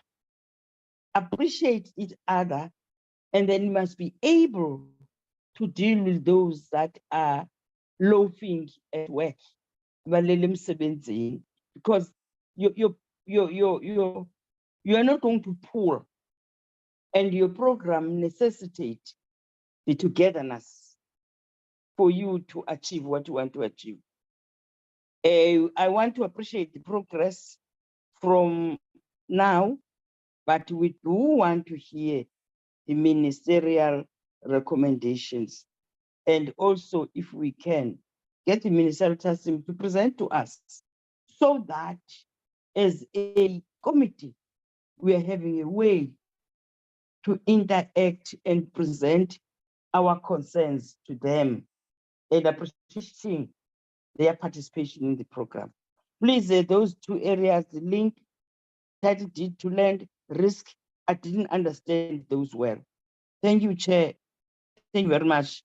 Thank you, DG. We appreciate your presentation. DM. Thank you very much. Can we have Honorable Masuta? Thanks for the opportunity, and thanks to the team for a very inspiring set of presentations. Chair, just the historical context. About 3 years ago, the African diaspora, especially in the US, commemorated 400 years of slavery. And ironically, soon thereafter, the issue of using security apparatus to unleash racially based violence against Black people became prominent, and we all know about the whole situation. Now, in our context, we, in just under 30 years, will be in a similar situation in that we'll be commemorating the 400 years of colonization in this country following the 1652 arrival that we know all about. But the interesting thing about all these coincidences is that next year we're commemorating or celebrating 30 years of democracy in South Africa.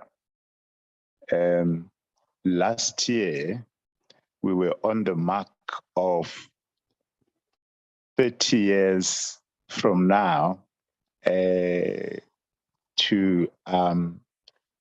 2052, when the next 30 years shall have been completed since democracy. So I can summarize this as an era of the crossroads,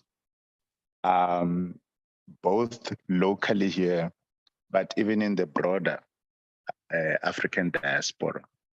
So we need to use this momentous occasion in history to make deep reflection on gains and losses, achievements and failures, in reversing these menaces that were visited on Black people across the globe. And other, of course, oppressed people who may or may not associate with the color Black, but not necessarily, definitely not European or American, etc. I'm raising this to give a broader and open up a broader political perspective and context to where we are. Because we now have to ask our questions. How far have we gone? And the road ahead, how rising is it? Have we gone halfway up the mountain at this point? Can we claim that? Or are we still at the foot of the mountain? And if we are, what will it take us? And now confining myself to the local context as in South Africa, learning from the first 30 years of democracy, what is it that we're going to do differently for the next 30 years so that when we commemorate 400 years ourselves of colonization and apartheid, we're able to say we have turned the tide in a significant way. I think colleagues can relate to all that I'm saying. But having said that, now specific issues arise. Let me deal with the issue of spatial planning in two contexts. The one context is the race context. My observation is, whilst apartheid structured the country as a whole through the different instruments alluded to, such as Group Areas Act, Separate Amenities Act, etc., to ensure that a almost natural or taking advantage of this natural sense of proximity towards your kind, if you like, and exploiting it to group people along racial, along tribal, along whatever other form of identity. It's something that it's very easy to entrench from a psychosocial perspective. To break that down, because this is not just about the house or where you live, it's also about social integration. And it's not easy once you've planted it over a period of three almost 400 years.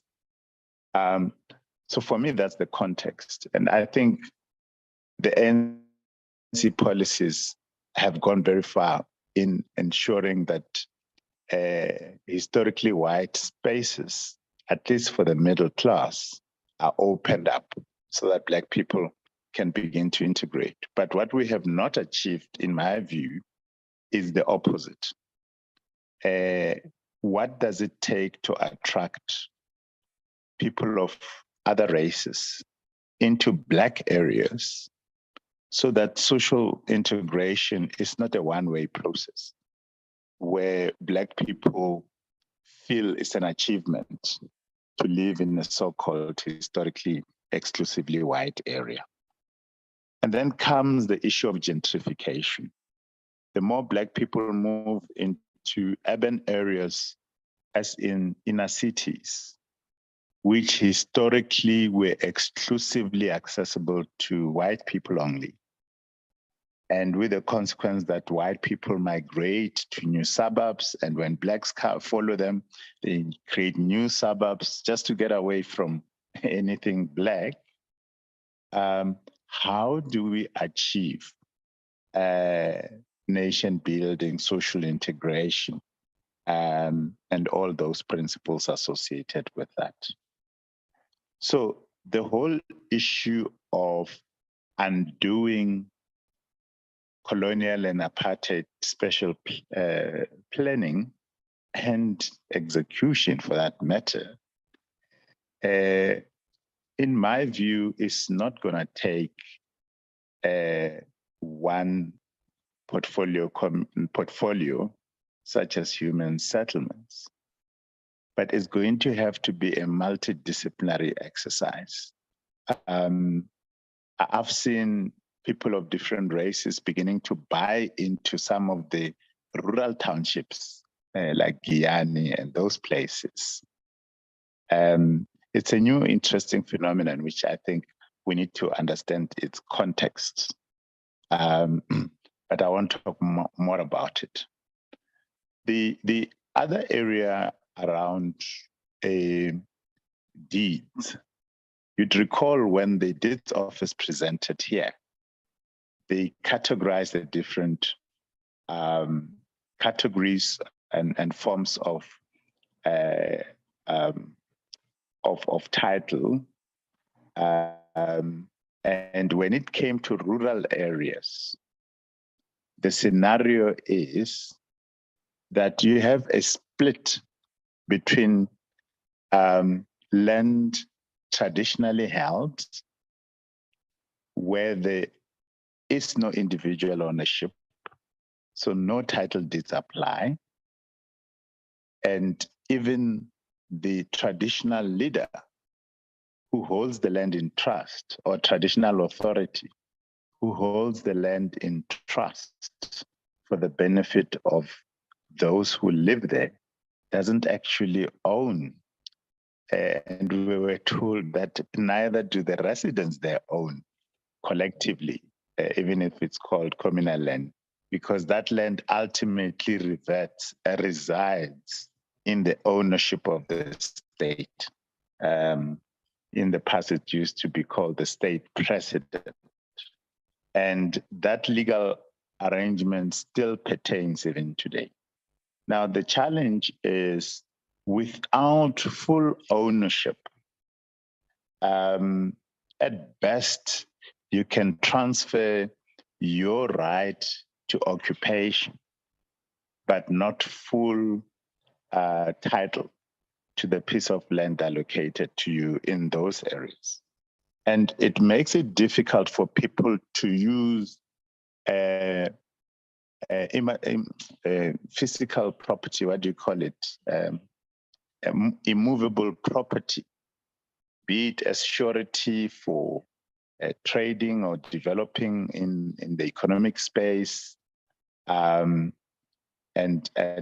basically even the allocation of value or valuation of those assets becomes a challenge, because banks will not invest in property that lacks an owner, because what if you fail to meet your obligations with a bank?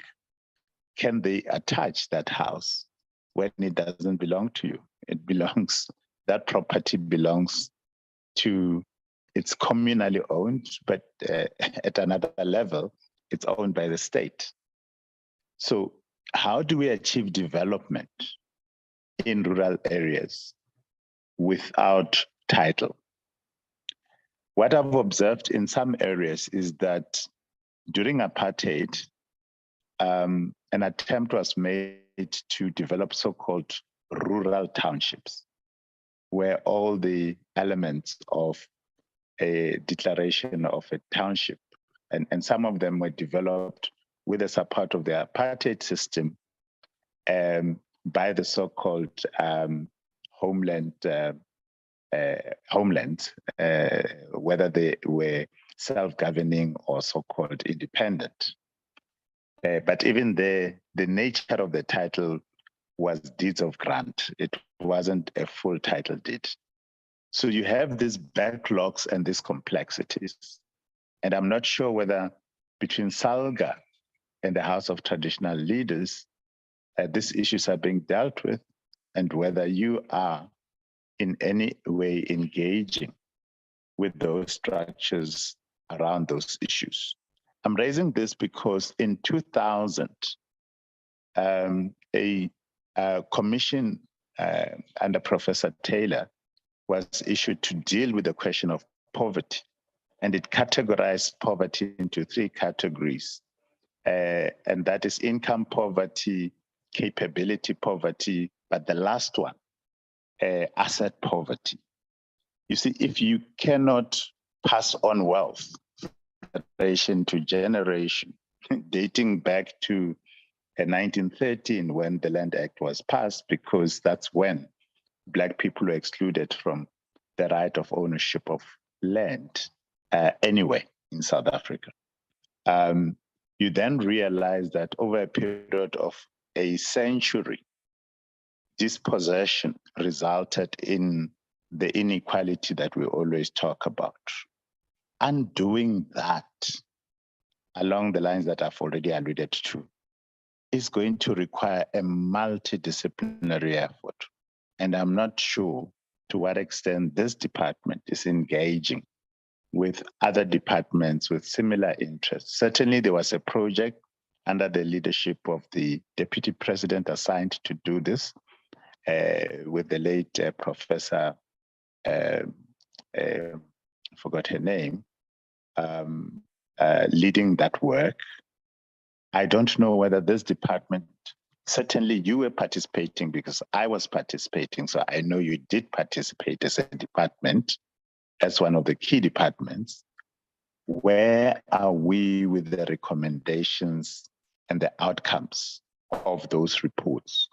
Because it was going deeper into the land question, access, distribution, and all the spatial patterns that we have inherited. The last point, Chair, is this thing of gentrification. As Black people finally got to move into urban spaces, white people migrate as a matter of course into suburbia and other new developed areas. And as Black people follow them, they keep moving. So I ask myself, and once they've moved out, clear degeneration takes place in those urban areas. Levels of crime, the dilapidation of buildings, etc. How are we dealing with this? And we're not the only country. The US has the challenge of gentrification even at this day. But the question is, what measures are we taking to address that? Because that is constantly undermining the whole idea of a united, integrated society. Thank you, Chair.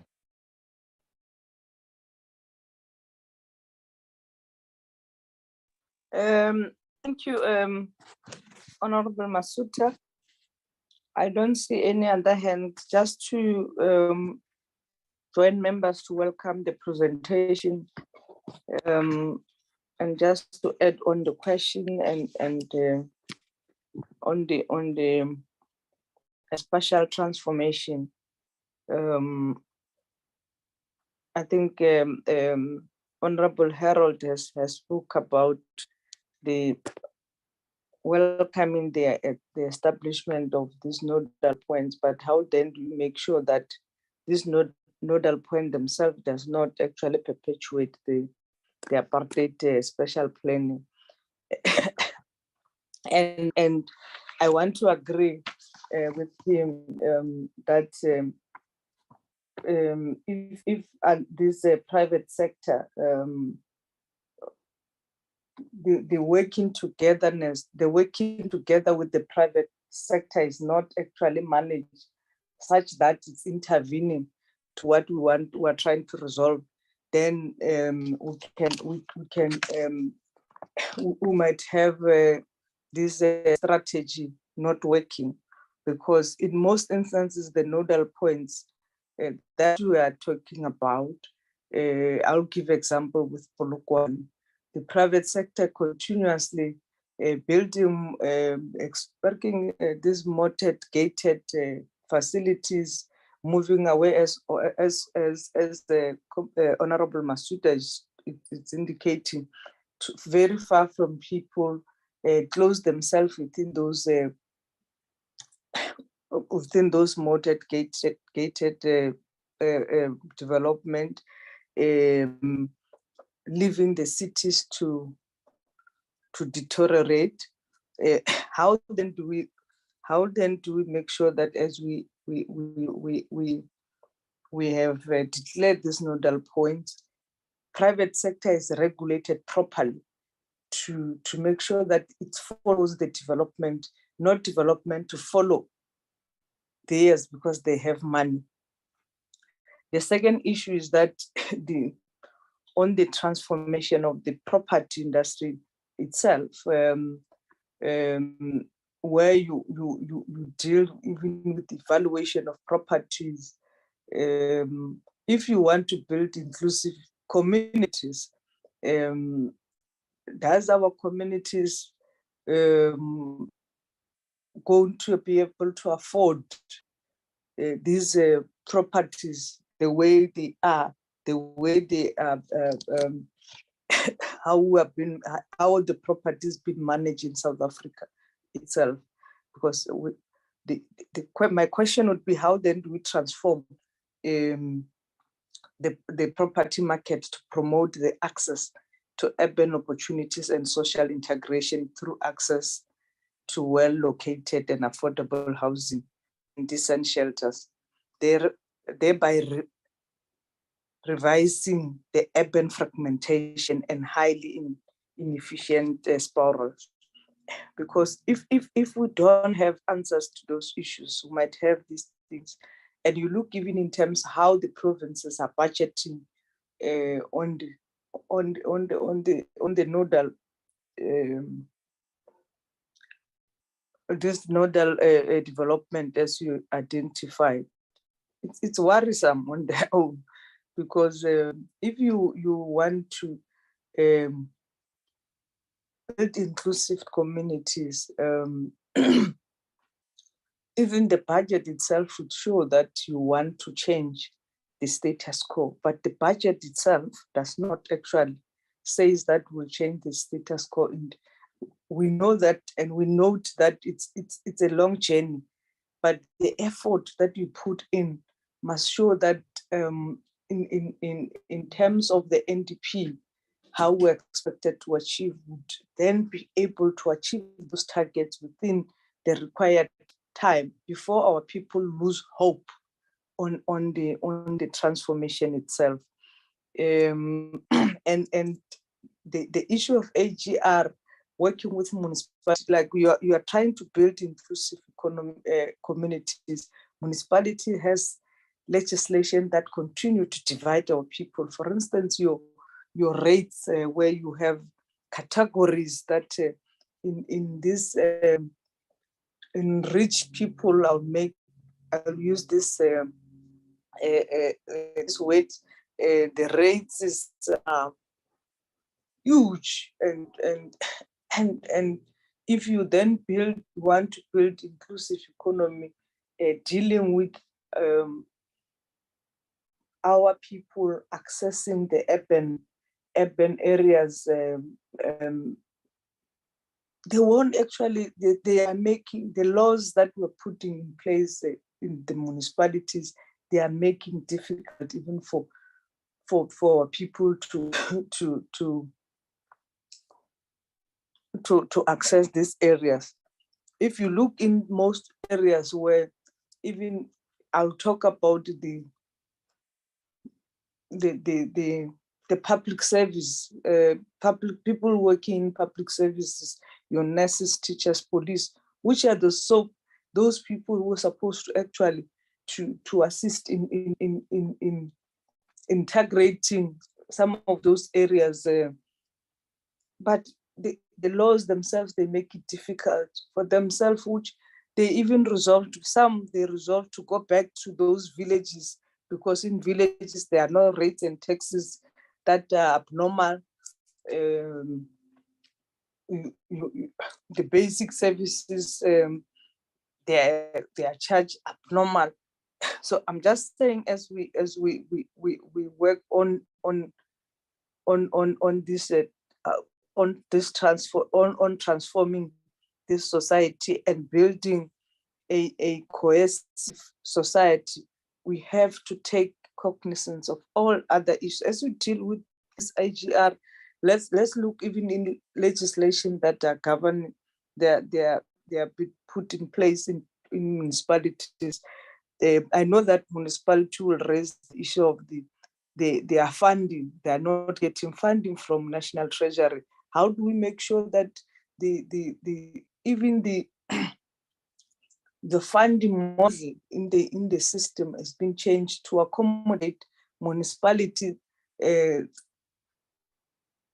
such that will actually support the transformation agenda of the country, as we move forward. So those are the issues that one would want to get, how the department is dealing with those issues. On the title deed, I think we appreciate the work that has been done, though the backlog is unacceptable, but the processes that were put in place to undo those, or to deal with the challenges that are faced by our people, it's promising. It's promising, but it will need the hard work in the sides of the department, monitoring and working together with other spheres of government to make sure that through the Vulindlela, you are able to unlock these challenges. And you listen to the frustration of our people in terms of these things of title deeds. People you need to bring hope of people by making sure that where we pass, people can see that indeed in this area, the department was able to resolve these challenges, and therefore we're moving forward. And one appreciates that the department has taken this issue very seriously, but the worrying factor is the funding of the program itself, which needs the department to, it's either we have to talk to National Treasury to revert back to a restoration grant, and because now we know what is the problem. I think it's something that you should look at, and because provinces, they will continue to budget for things they want, that is not part of what you are intending to achieve.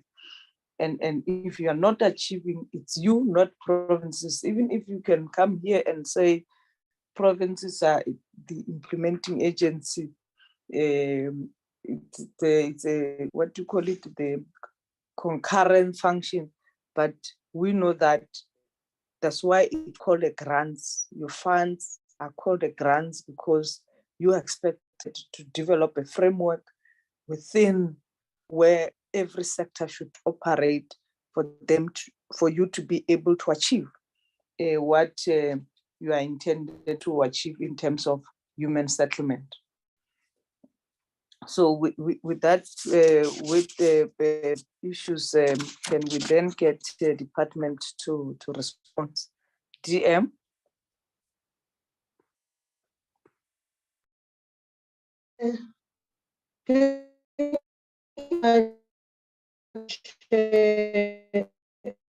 For the questions advice. Chair, I will be answering all other questions. Your network is problematic. I don't know. I'm not sure whether it's mine, it's me only, whether members can they hear you. If they can hear you, members, do we hear? It's persisting, Chair. It's been like that. I think there's a fault with her location or with her gadget.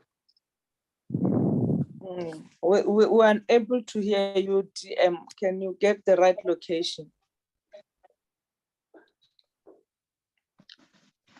Where I am, Chair, and try to go. Yeah, now we can hear you. Proceed where you are now.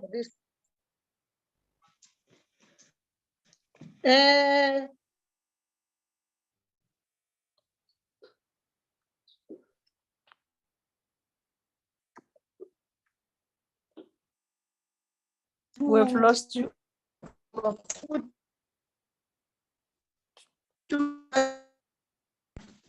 We've lost you. In response to the question,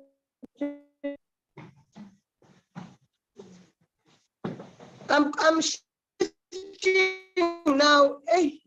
Shifting from corner to corner. Chair, I'm going to another side now. In responding to Honorable Mokhutu's question, Honorable Mokhutu, you are right, and I was then responsible. I was given that task to go to Dielpan and during the floods. And myself and 4 ministers, the COGTA, DM in the presidency, myself, we went to Dielpan, sort of monitoring. And you are right by saying, Honorable Mokhutu, why the reason that we're given, we're saying they are trying to negotiate with the traditional leaders because the land that they have, it belongs to traditional.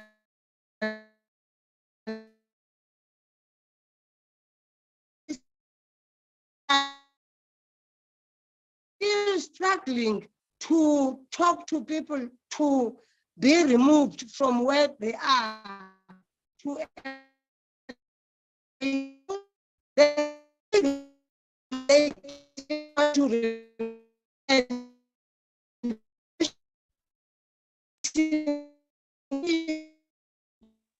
GM, your network is a problem. GM. Hello. I don't know what to do. Problem.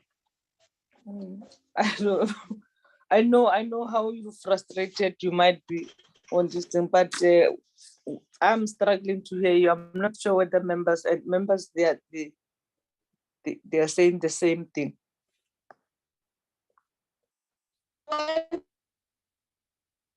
at the end.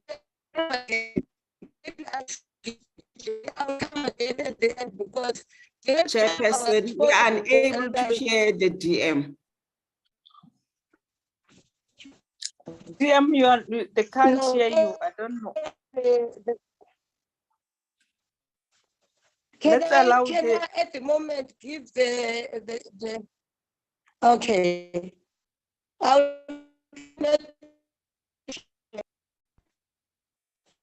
Let's allow the DG and the team to respond, DM, and in the meantime, you might want to get the right spot. We'll give you time later. DG. Thank you, Honorable Chairperson. I will. DM, can we give DG to chance to respond, and then you try to get the location, and we can indicate to me at the site when the. No, it's fine. It's fine, sir. Okay. DG. Thank you, Honorable Chairperson. Let me allow Acting DDG Atkinson to start with her responses, and Ms. Verna will follow. Then I will round off at the end. Thank you very much, Chairperson.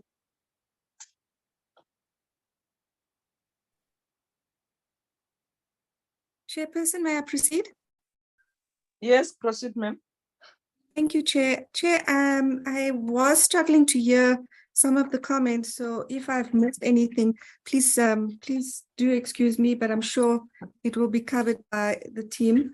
Chairperson, I think the comments that members of the committee are giving are very much appreciated, because it does emphasize and it does give us the sense of urgency for us to make sure that what we're doing is achievable, and that we can't distract ourselves. So I just want to appreciate the comments in that context, because it is comments that we do take very seriously, and it is something that, this kind of guidance also brings us back on track in terms of what are the priorities as government. So thank you for the comments, and I think a lot of it is going to help us also strengthen our implementation. But just generally, as to some of the questions about mixed use integrated development in PDAs, and it partly deals also with the question about, is this mandatory, or do provinces and municipalities have to ensure that they spend in these areas? Yes, and that's what we've been doing with the business plans that we have in control over as the department in terms of funding human settlements development. We ensure that all of the projects that are submitted to us are aligned to the PDAs. We do understand that provinces, it varies across the provinces, because some of these projects you'll find are outside of the PDAs, but it's due to previous project commitments. So we work with the provinces to ensure that they transition that out of that space, and that future projects are invested and planned within the PDAs. And to ensure the mixed use development, because through the housing grant, we've got our eye on the ball in terms of our housing programs, namely informal settlements, upgrading the FLIS, the social housing. This is what we're insisting provinces need to be directing their funding to. So we have started in the last 2 years, because we have appreciated some of the project commitments previously to the declaration of the PDAs. We've appreciated that of provinces, so we've given them an opportunity to transition out of that. But now we're installing consequence management where they are not prioritizing the PDAs, especially in terms of the programs that we've highlighted in the housing code. The private sector-led developments is definitely one of the challenges that we took on when we declared these areas, and primarily why we declared these areas. These areas are definitely in the right locations. When we declared these areas, it was on the basis of already approved IDPs and SDFs. And these were confirmed through the process of engagements and consultations with the provinces and municipalities, that if we can get development right areas and if we guide where private sector investments must be happening, we will definitely address the issues of sprawl as well as in achieving integrated settlement development. Chair, that's a very broad statement I'm making, but I think if we go through each of the PDAs, for example, in Lufrang, we're saying that yes, government is committing 2 billion rand to bulk infrastructure funding, but what is the private sector bringing on board? Because this is just not going to benefit government programs, it's also benefiting bonded housing in and around that PDA. So that's one of the things that we are doing with our private sector-led developments. Chair, in terms of affordable access to affordable housing finance, that's a very important program and priority for us, because we have to ensure that at the end of the day, we are securing home ownership for people, and how people access that finance in terms of affordability is critical. So the kind of engagements and the kind of agreements we have with the banks in terms of affordable housing finance, that plays a major role in this particular program.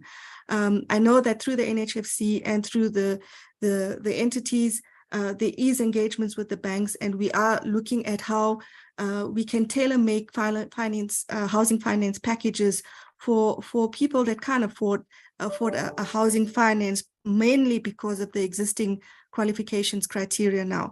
So those are some of the things that we're doing in terms of ensuring affordable housing finance.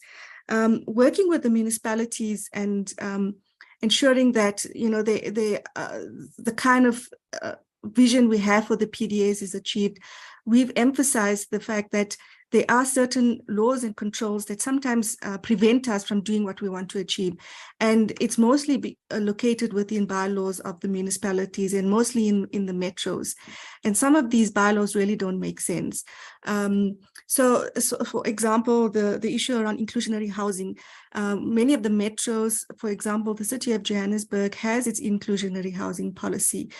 But we've questioned that many times with the metros in terms of how it's being applied and the areas and the incentives that it's offering to the private sector. So the bylaws and the frameworks that municipalities themselves have, forget about the national legislation and provincial legislation, but also local legislation, preventing, and therefore what is it that we can do to address some of these strict rules and regulations that sit in the bylaws of municipalities. But at the opposite end, it's also municipalities not implementing these bylaws or not having good bylaws in place. So we also have to work with them in how these bylaws are developed, but also implemented. But Chair, I think I partly heard a lot of the other comments. I couldn't get the questions. I think I was being cut off, but essentially a lot of the comments I do appreciate, and I think it's definitely something that is going to be a priority for us in bringing us back to what we wanted to achieve. These PDAs are definitely going to transform space, and we're starting to see some of the negotiating points and the trade-offs that we're having to make with some of the stakeholders, largely because we have to overcome the resistance of some of your kind of private developers, your high income households who don't want to necessarily see space transforming. So those are things that we're dealing with. And I do believe that as we move along with the PDAs and we do the things we're saying we're going to do, we will be attracting the right resources and the right developments. Thanks, Chair.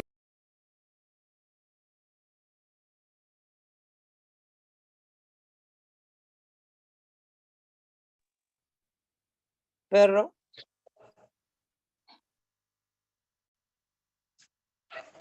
I don't know if you can hear me now, Chair. I tried to go to another side.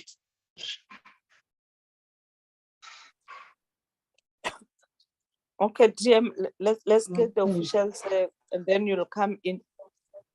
Gigi? Okay. Ms. Werner. Good morning, Chair. Good honorable members of the Portfolio Committee on Human Settlements. Good morning, Deputy Minister. This is not my first appearance at the committee, Chair. Do you need me to put on the camera?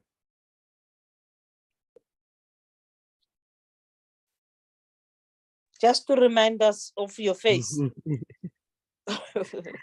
Certainly, Chair.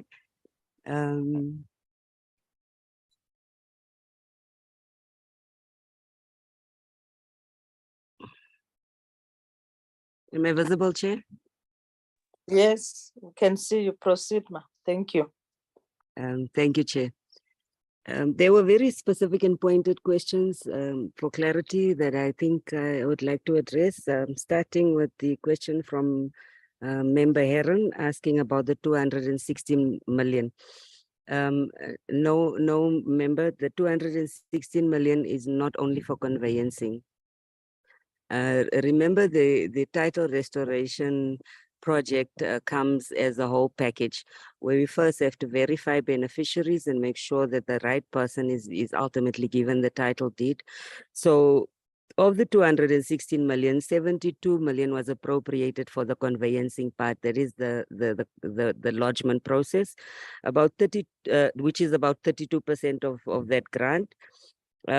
We used about 12% for beneficiary verification. Dispute resolution constitutes about 14% of the 216 million, and the remainder, which is township establishment, 2% thereof went into township establishment. So under the whole package of title restoration, we've got these 4 key outputs, which is conveyancing, beneficiary verification, township establishment, and dispute resolution, and that is what the entire package then covers.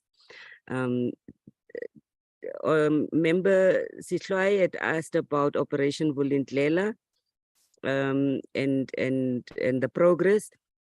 I think this was just to appraise the slide that we included on Vulindlela was just to appraise the committee of what are the specific areas that we are working to resolve with Operation Vulindlela.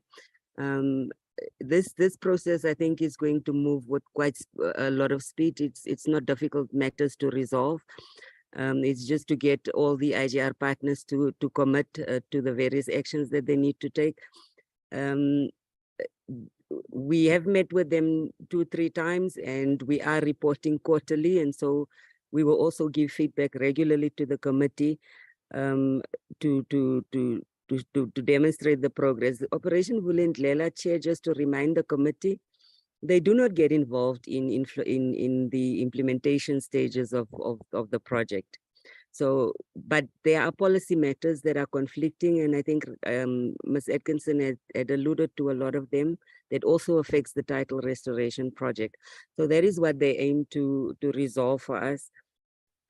Chair, Advocate Masuta had asked particularly about development on communal land rights and how we achieve development without title. I will remind the committee that the department has for years implemented the rural housing program, where we did as government construct a large number of individual residential units on communal land. Now, in provinces such as Mpumalanga, Limpopo, KZN, pockets of very few pockets in the Free State, large tracts of land in the Eastern Cape, we have constructed subsidized units under the rural housing program, and we have not given title. Increasingly, what we are doing under the title restoration project now, because it is state land, is to do formal township establishment that will then enable us to provide individual and full title on those pieces of land. With regards to deeds of grant, Chair, this is especially prevalent in the old homeland areas. There is a mechanism by which deeds of grant can either be endorsed to full title in the deeds office, where township establishment has been completed, and there is also a conversion process which we will also achieve under the Mawiga ministerial project. All of those almost 8,000 residents there do currently have deed of grant, which through our process we will be able to convert into full ownership. Then, Chair, we want to appreciate your comments in terms of reverting back to the grant. I do share the sentiment that under the title restoration grant, we may have had better outcomes then with the money reverting back to the HSDG. But the department has a team that is working on a revision of all of the human settlement grants at the moment, and they are making good progress, and we are also invited to give our inputs there. So this recommendation we also welcome. Chair, I was not clear on the reference to the ministerial task team. I don't know if DG wants to address that one, as well as the terminology that Member Sitlai asked about regarding the declining financial priority and the issues of allocation. I'll try, Chair, just to deal with the issues of allocation. I think it was on slide 11. What that slide sought to demonstrate to the committee in terms of the allocation is that in 2018-19, that was the baseline year for the title restoration grant. And about 518 million was top sliced from the HSDG into a separate grant with its own set of conditions specifically dedicated to the title restoration project. And this is how, in terms of the allocation formula, that money was appropriated. In other words, the 2018-19 allocation was their budgets. Then into this financial year, when the title restoration grant ceased and then went back to the HSDG, the budget for titling then became discretionary for the provinces. And so that 2022-23 budget just demonstrates how much provinces themselves, using their own discretion, then had begun to budget for this. This is where we then made the recommendation that it appears to us that from a financial point of view, provinces may not prioritize this project as much as the others. And so what the department is busy doing and making proposals through MINMEC is to ensure that the title deed project gets the resources financially and otherwise that it needs to gain good traction. Is that through MINMEC, the department is determining minimum annual targets per province per output, which will then automatically coerce provinces into the direction of throwing the proper financial resources into those expected outputs. Chair, if there's anything I had missed, I apologize, and I will certainly try to respond if the acting TG wants to maybe take on the other one around the ministerial task team.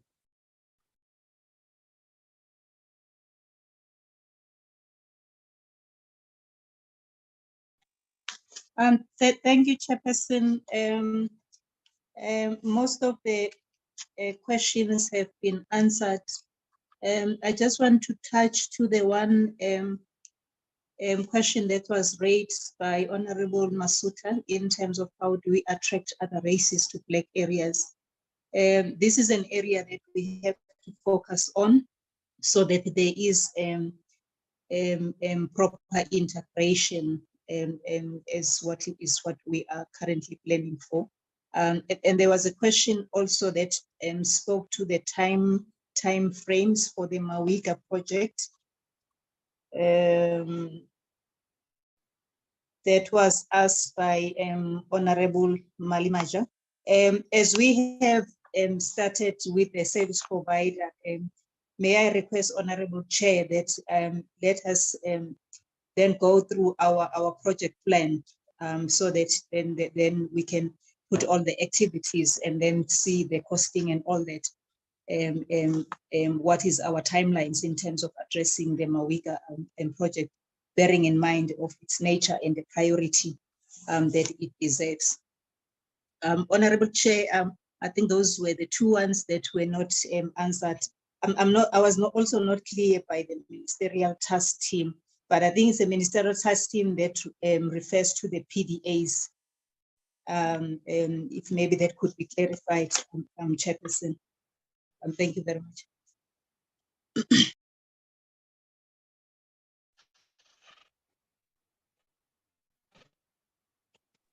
DM. Chair, I've been struggling today. Chairperson. I'm saying I've been struggling today, Chair, with the network.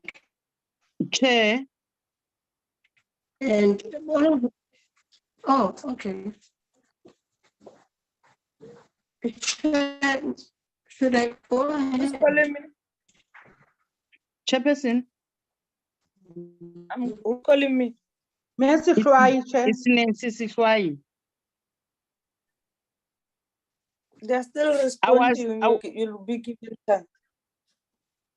I was just saying here, maybe before the DM, because he's been doing some closure, that I clarify the questions that have been not responded to there too, if you may allow me. No, they are not. We're not closing. I'm only one who closed the meeting, Honorable Scribe. They will come back to you. Let's allow the team to respond. Okay, thank you. Sure, Chair. Do you proceed?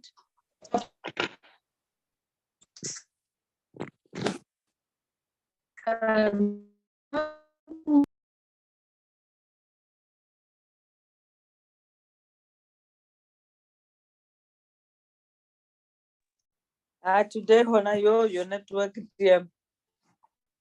can you check his poker?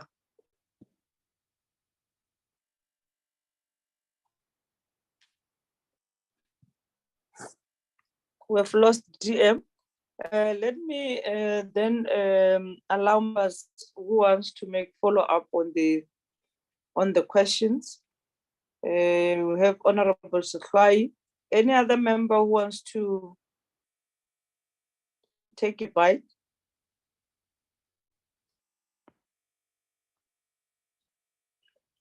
Honorable Mohoto.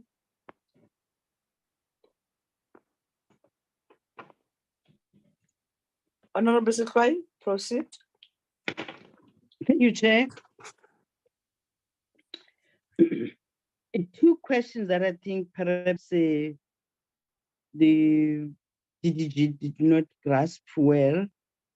I was saying, I lost the interpretation on your slide that talks about the link, and then it says title deed to land site service sites.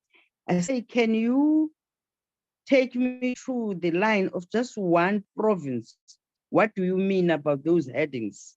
It talks about allocation and blah, blah, blah.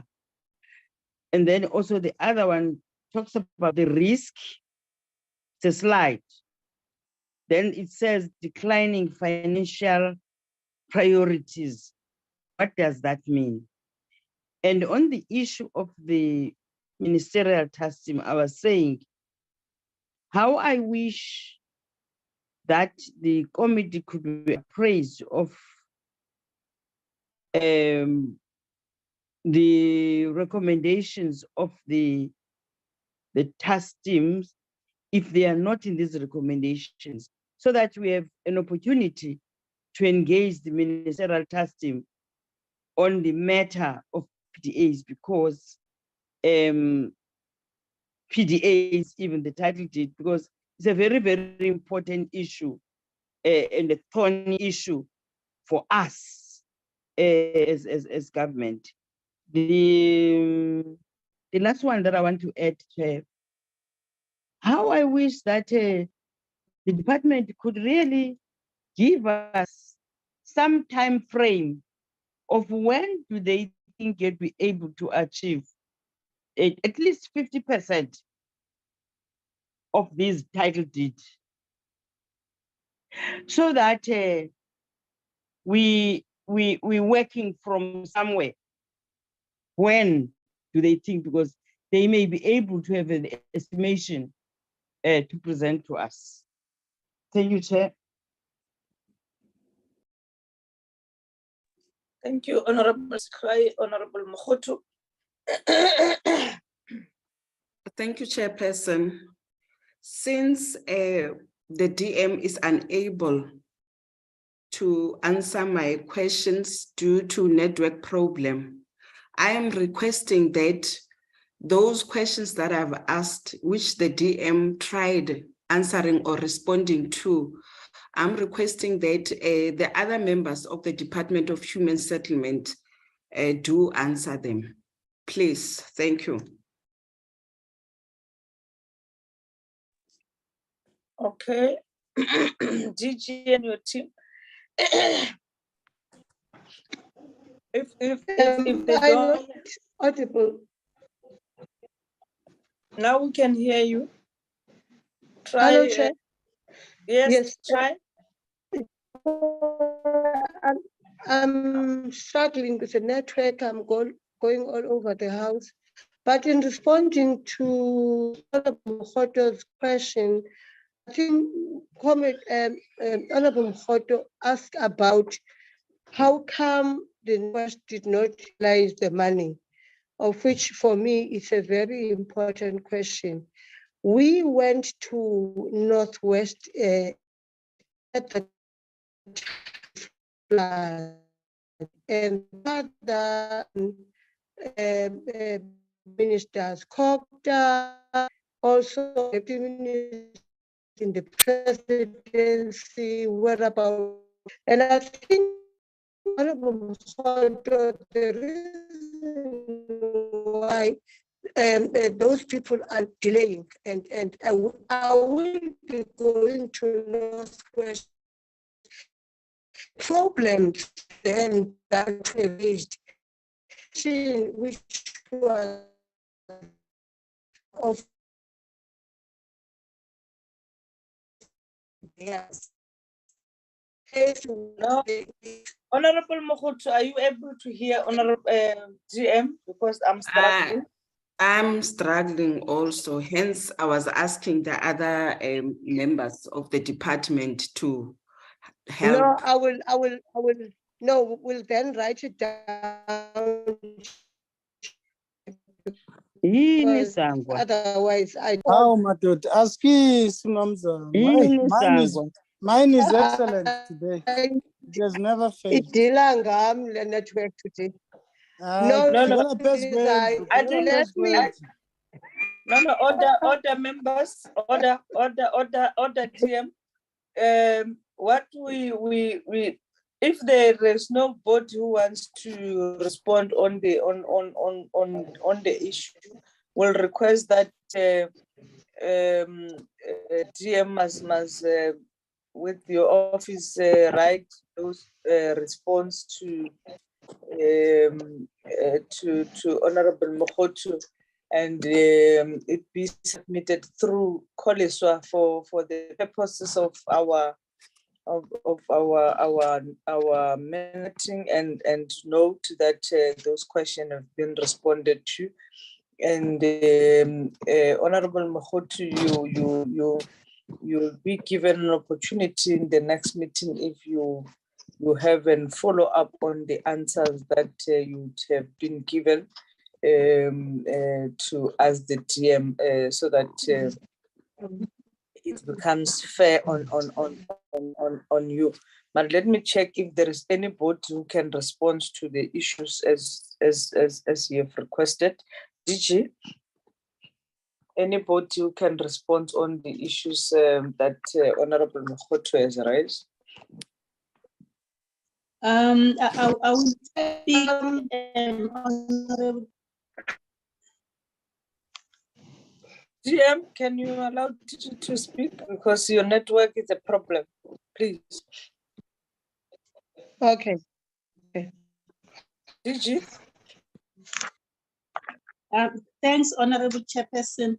The question that talks to the declining financial priorities, and that's part of our sector-wide risks. Here we are referring to the annual targets that the provinces are targeting in response to the backlog of the title deeds. Also, as we have indicated that much of the majority of the backlog is what has already been financed, which is the reason why now also we are having a conversation with the National Treasury in terms of closing the last leg in the issuing of the title deeds. So here we are requesting that we need to determine the minimum annual targets per province that will also respond to the magnitude of the title deeds per province, because the way that currently provinces are doing, they are targeting very minimal title deeds, and then also citing the issue of the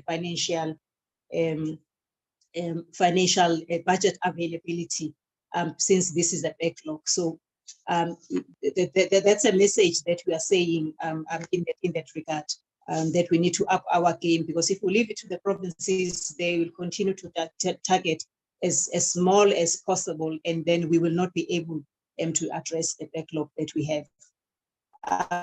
There is I think this also then I've responded to it indirectly in terms of the timelines on the dealing of the backlog. I indicated on my presentation that the issue of being included in the business plans and the minimum output is what we want to be with effect from the next financial year.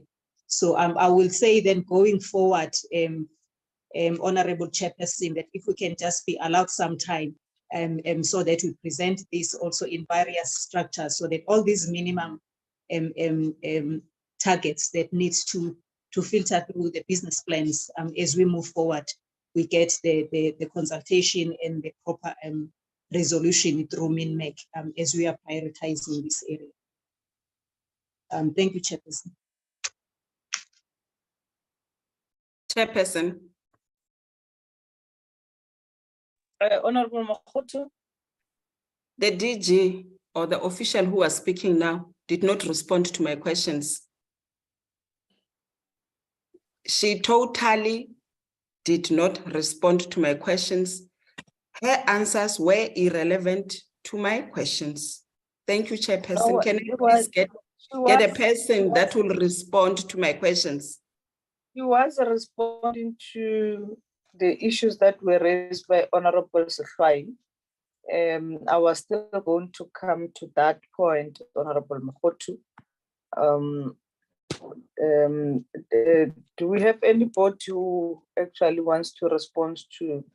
Similarly, your answers are with the TM on the questions that we have raised, Honorable Makhoto. I don't see any official who wants to speak on the issues. As I've indicated, that within 7 working days, DM, let's get that response through Koliswa to Honorable Makhoto, and Honorable Makhoto, in the next meeting, if you have follow-up, you'll be given the opportunity to do a follow-up on the answers that the TM would have responded. I hope I've tried to assist on the matter, Honorable Makhoto. Do you agree on that? I do agree, because it seems the other members of the Human Settlement Department do not have the answers, and I don't understand why. But they themselves know why they don't have the answers, because they are all working with the DM. So if it's only the DM who has answers and they don't have, that is questionable. Thank you, Chairperson. Thank you, Honorable Makhoto. We are going to the DM within 7 working days. Let's respond to the issues that were raised by Honorable Makhoto. Thank you very much. I don't see any other hands from members. I'll then pass to the next item and release the department if they want to leave. But if they want to stay, they can still stay. I'm told that we are live on 408 honorable members. Unfortunately, I was just sent the message.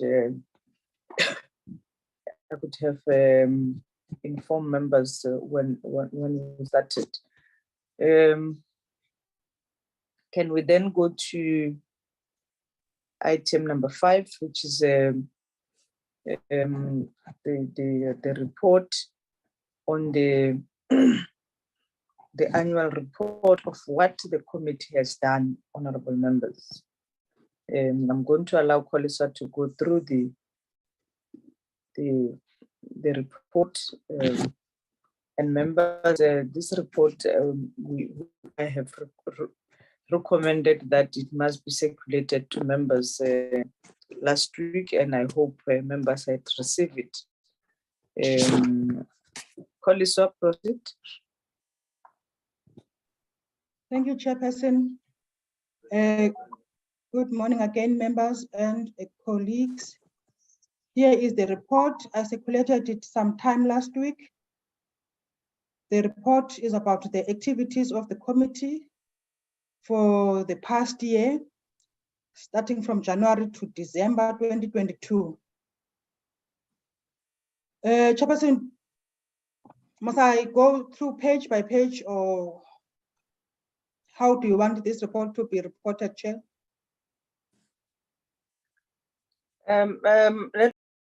Have you received your copies in time?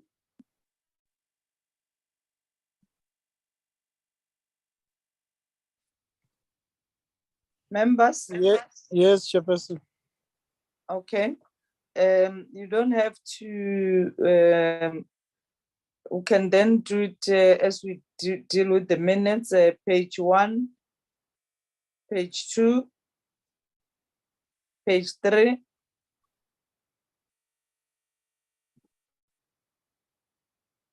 page 4,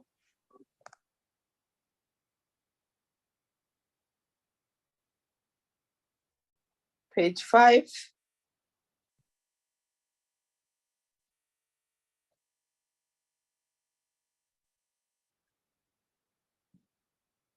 page 6, so you're at page 7 now, page 6,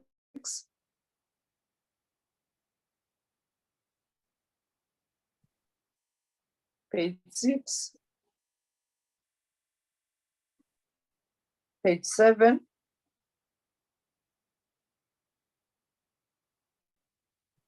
page 8,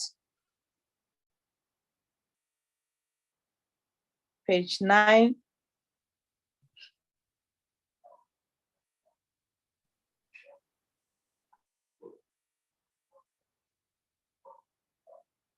page 10,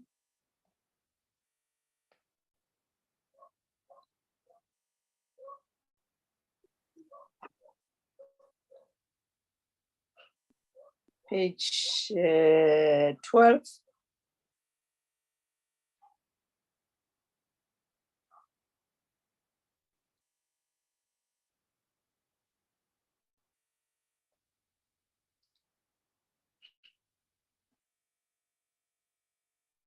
page 13,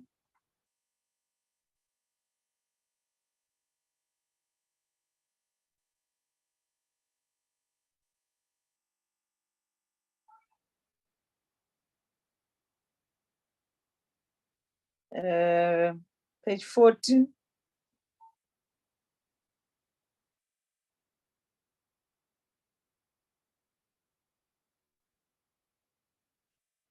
page 15, page 16, page 17,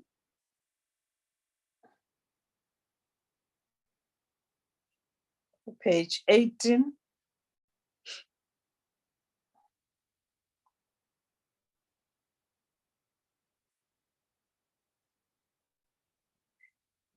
page 19,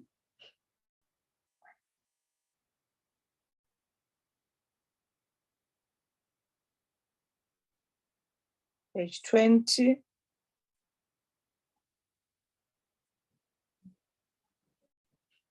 page 21,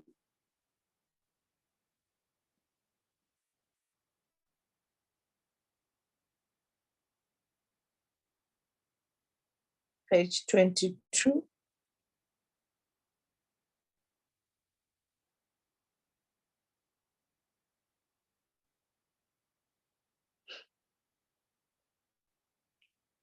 Page 23.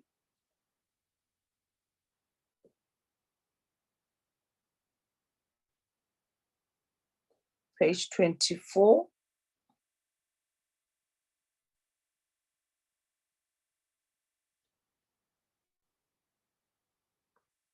Page 25.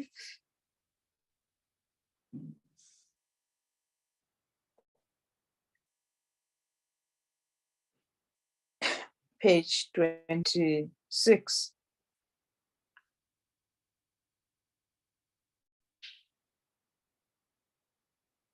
Page 27.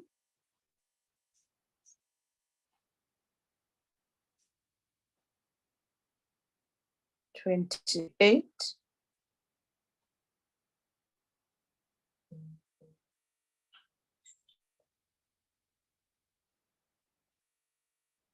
$29.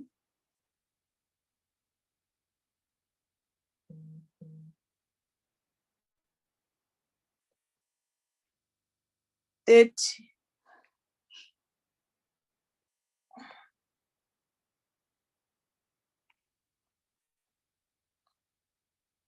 31.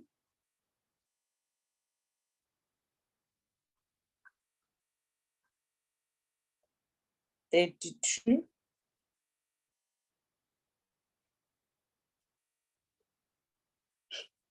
33.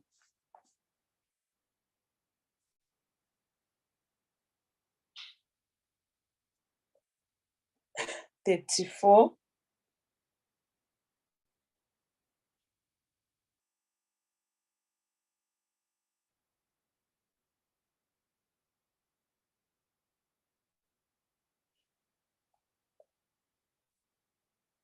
35.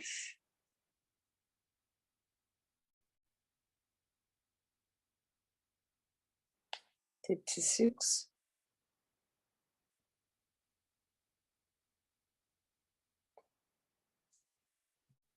37.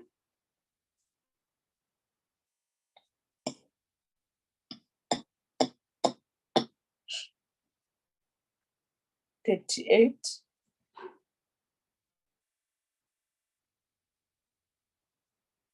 39.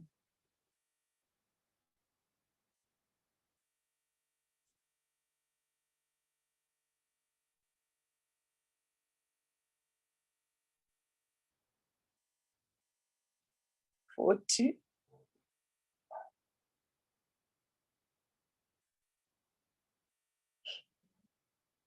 41.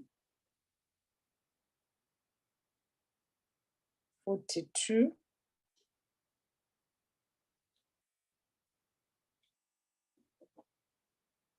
43.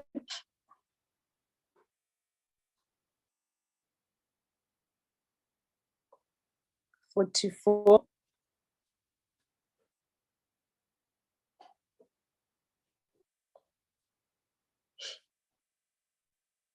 45.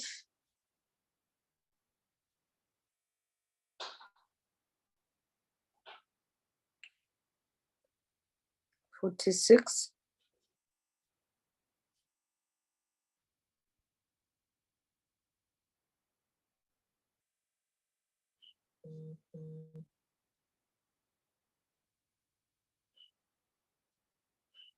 47.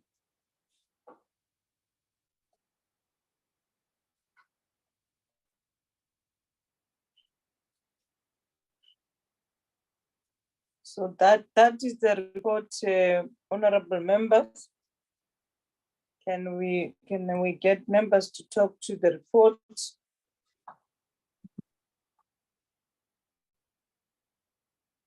Honorable Brutus.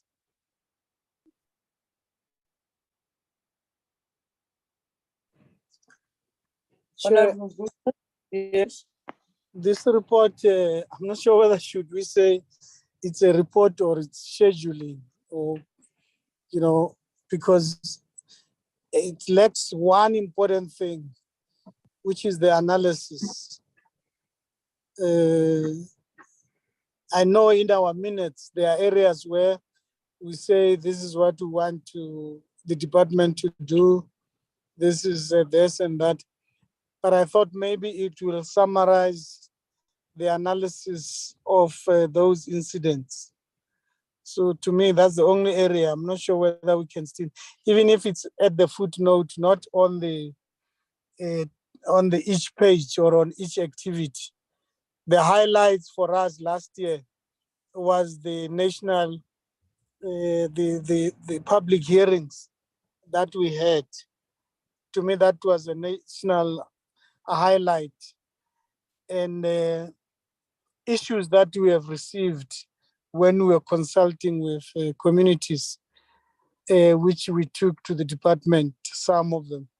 It's quite important. I'm not sure whether how we could, because the rest of the report or program, it's really a compliance issue to say on such a date we had a meeting, and indeed that meeting said. If you look at the headings, Chair, can you go a little bit, just 3 pages higher? There's a heading that is very important there. Just stop there. Yeah, there. There's a where it says analysis of the paper in terms of government priorities. It also says consideration date. Please indicate if there are public hearings. That first column is quite important. Can you go up? There's another one. Just go up a little bit. I call it so sorry. Up again. Up. Just before the entities, there's something. Just go up. No, before. Just go up. Go up as you were going. It's in the middle. Just that one, that analysis. It's somewhere in the middle. Just go up.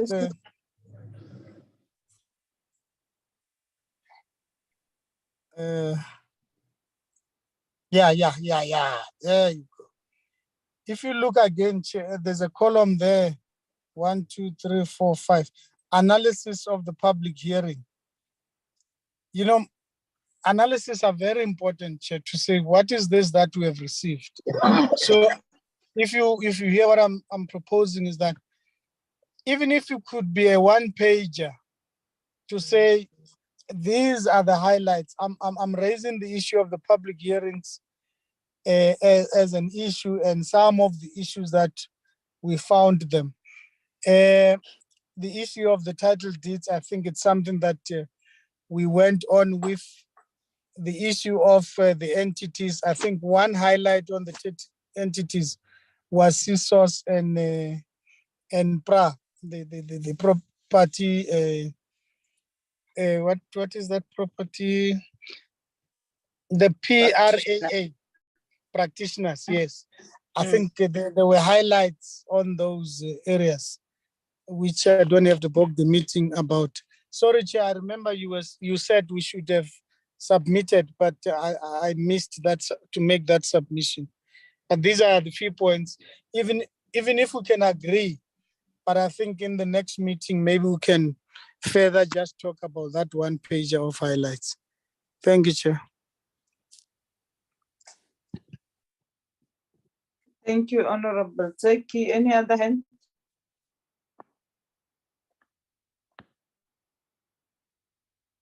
Nothing.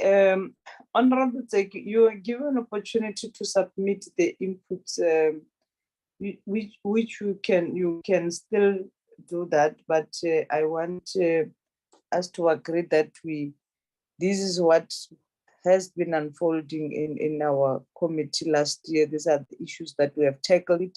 And by the way, there are some of the reports. There is a first quarter report, second quarter report, third quarter annual report, which even they are not the public hearings.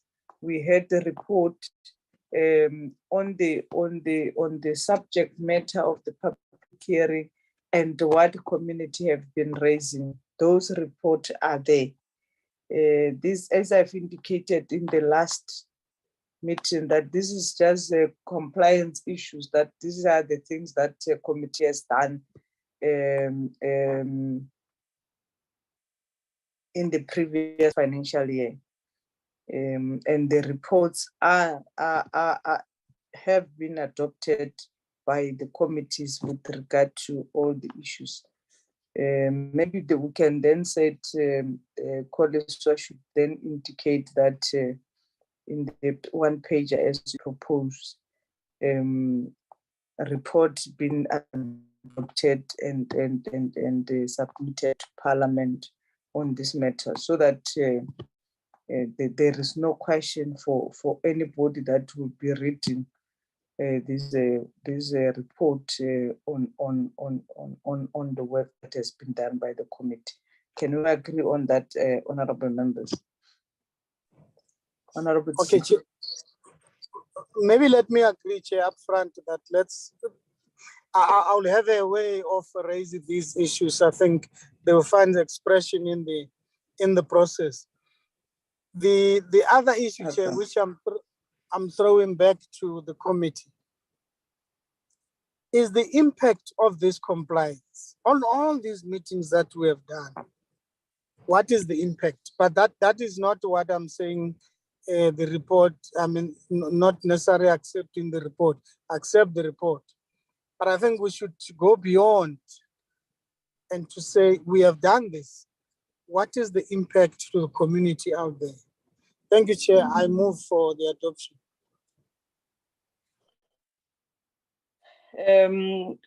Thank you, Honorable Zeki. Can we then get the seconder to the mover to the adoption?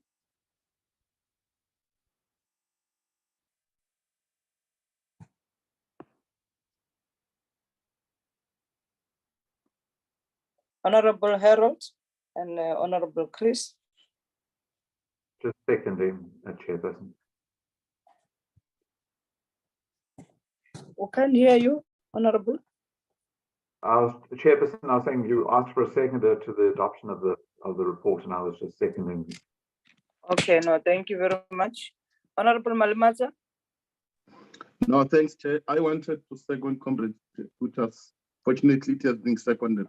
Thank you. Okay, no, thank you very much. The report being adopted with those additions that Honorable Zeki has proposed, and thank you very much.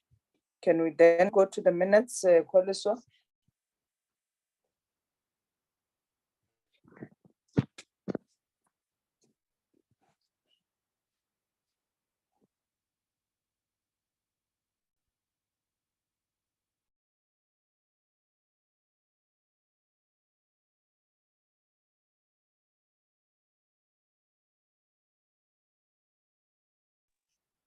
Koleswa, can you put the minutes?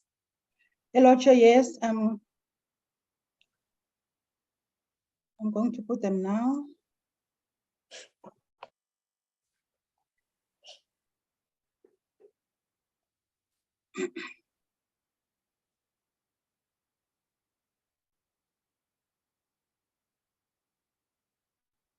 Okay, all right.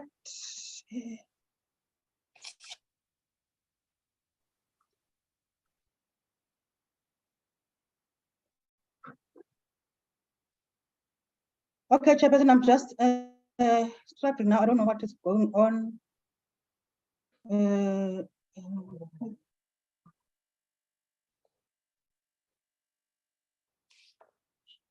you see them, Chair? No.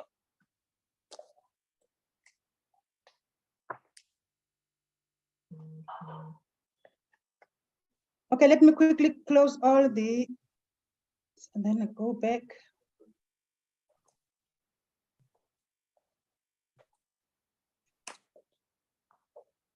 We can see now.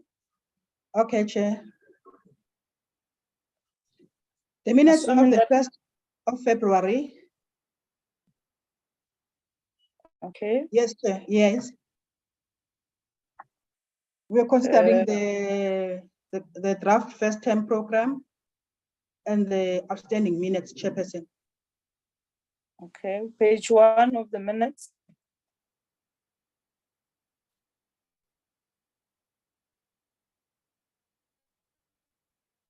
Page 2.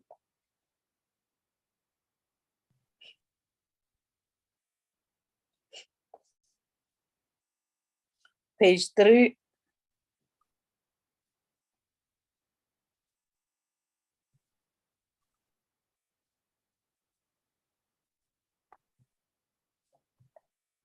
Page 4.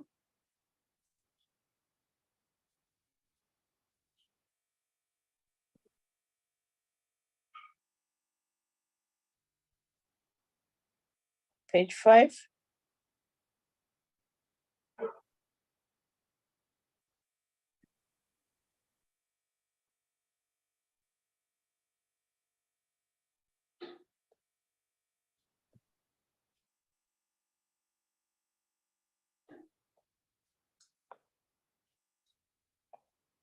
These are the minutes of the previous minutes, honorable members.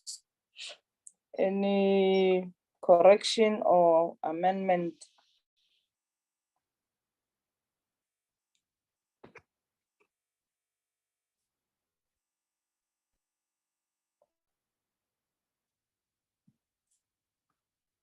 I don't see any hands. Can we get the mover for the adoption of the minutes? Honorable Tseki.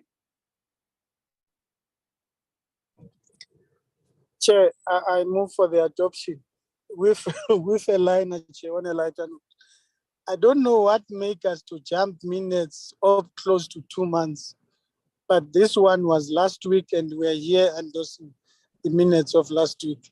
So let's start with that good note, Chair. Let's deal with minutes as immediately as possible than having a length of minutes. Thank you, Chair. This is the only minutes that we have. We have dealt with all the minutes in the last meeting. So that's yes, why Chair, I'm saying, you remember last meeting we dealt with almost 6 minutes. So I'm saying this one, it comes after the meeting that we said. The others were piling and piling and piling. I'm saying if we could do this, Chair, we will be happy. Yes, sometimes the issues it's because what we have scheduled the time of the minutes. Sometimes we take time on discussions and therefore we don't have time to go into the minutes. That's why the minutes are piling. As we have made this commitment in the last year that we'll try to make sure that on the agenda there is the minutes. If we finish in time, the agenda will then deal with the minutes, which is, I agree with you, it's sort of progressive the way we have handled the the last minutes. Thank you very much. Can we get the second on the minutes? I second the adoption of the minutes, Chair. Thank you, Honorable Sky. You just decided to show your face because we're closing. Okay, thank you very much for the adoption. The minutes has been duly adopted. And thank you very much, honorable members, for having given yourself time to attend this committee meeting. Thank you very much. The meeting is then adjourned.